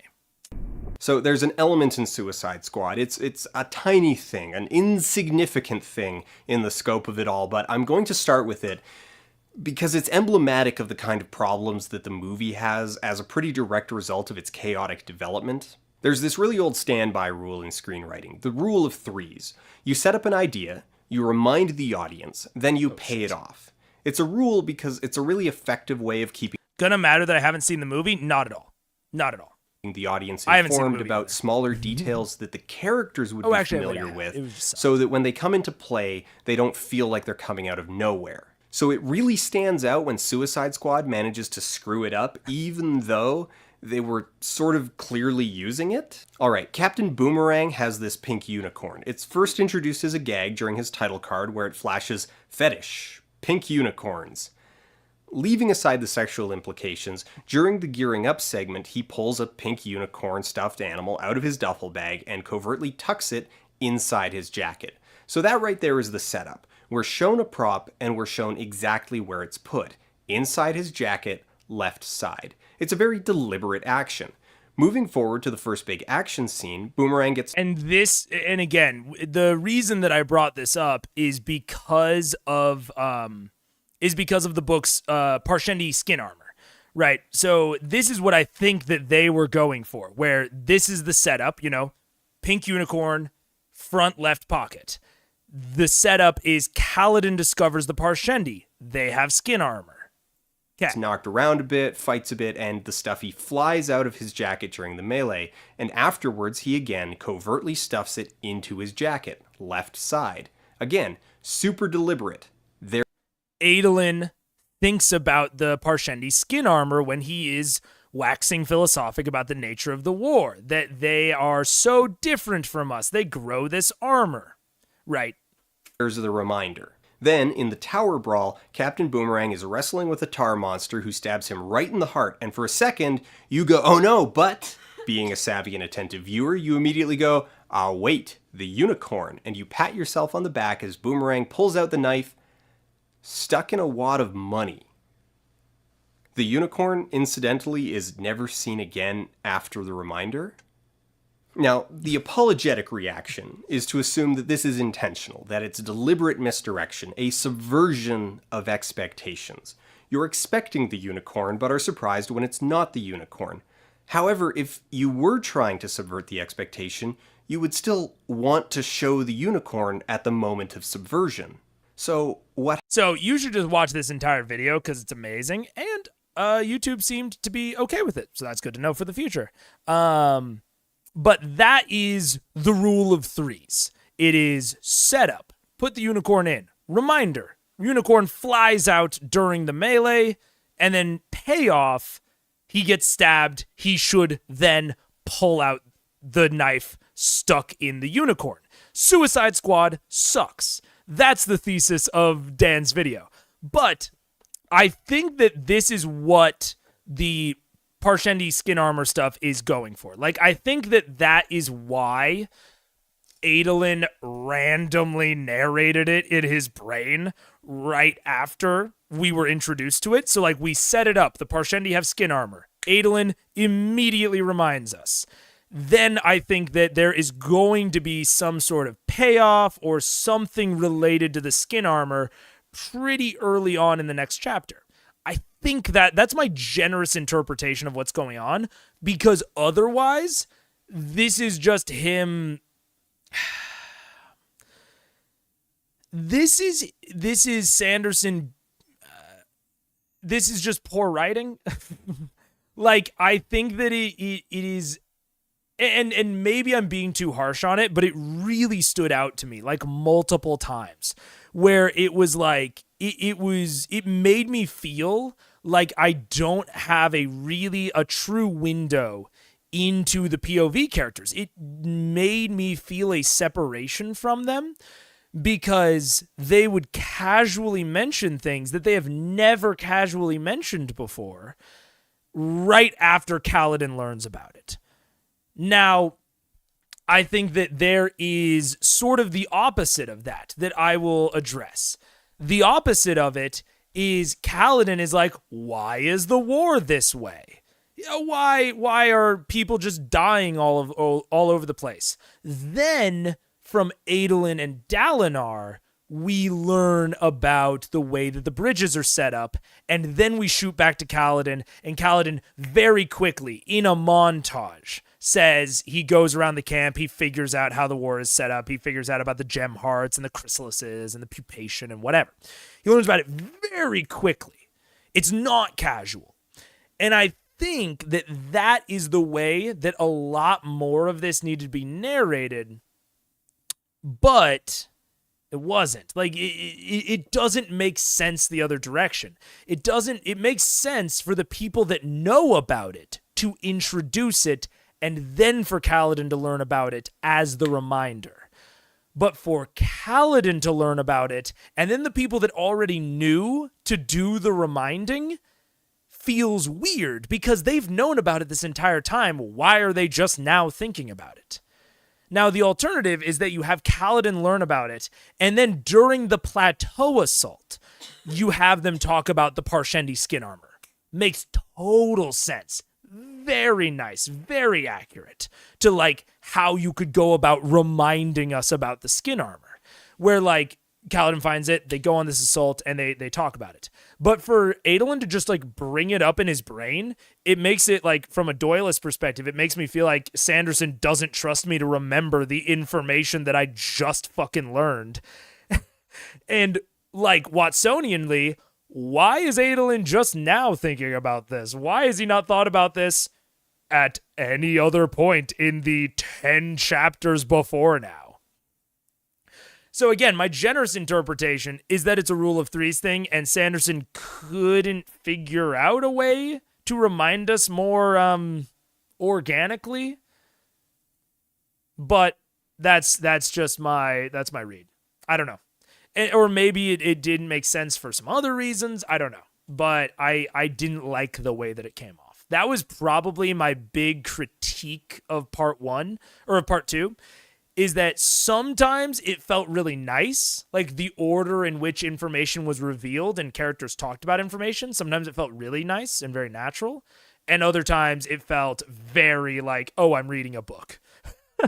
not like I'm living in a world, So that was that. If you want more context around that rule of threes or that video, definitely just watch the entire Folding Ideas catalog. It's one of my favorite channels on YouTube. But with that being said, holy shit, this was a 4-hour stream.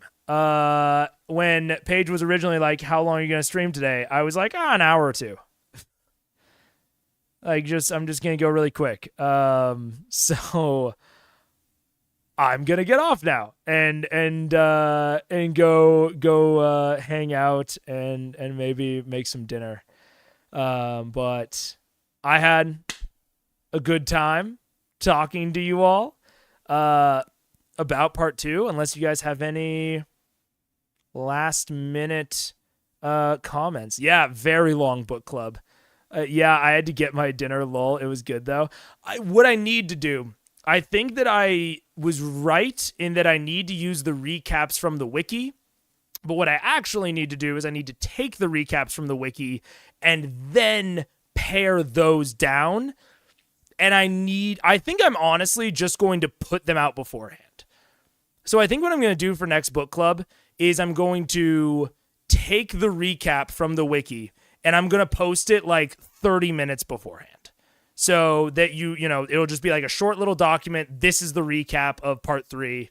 And you guys read through it on your own. And then we're just going to talk about like takeaways and have like a conversation. Because I got way too in the weeds because I wanted to during the recap.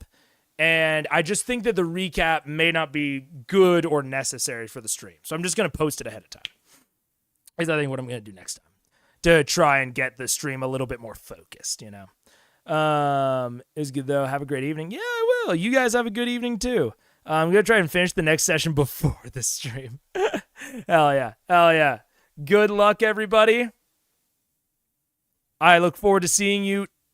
Well, what is 2 Sundays from now? 2 Sundays from now is Christmas. Or no, wait. No, sorry. 2 Sundays from now is New Year's Eve. So probably won't see you in 2 weeks. We'll probably just do another 3-week break. Or maybe I'll find a way to make it shorter. Maybe I'll do it like on the... I don't know. Maybe I'll do it on like a Tuesday or something. Maybe I won't do it on a Sunday. We'll see. But I'll find some way to work the date on when the next one's going to be. Peace out, Girl Scouts. I will see you next time. Goodbye.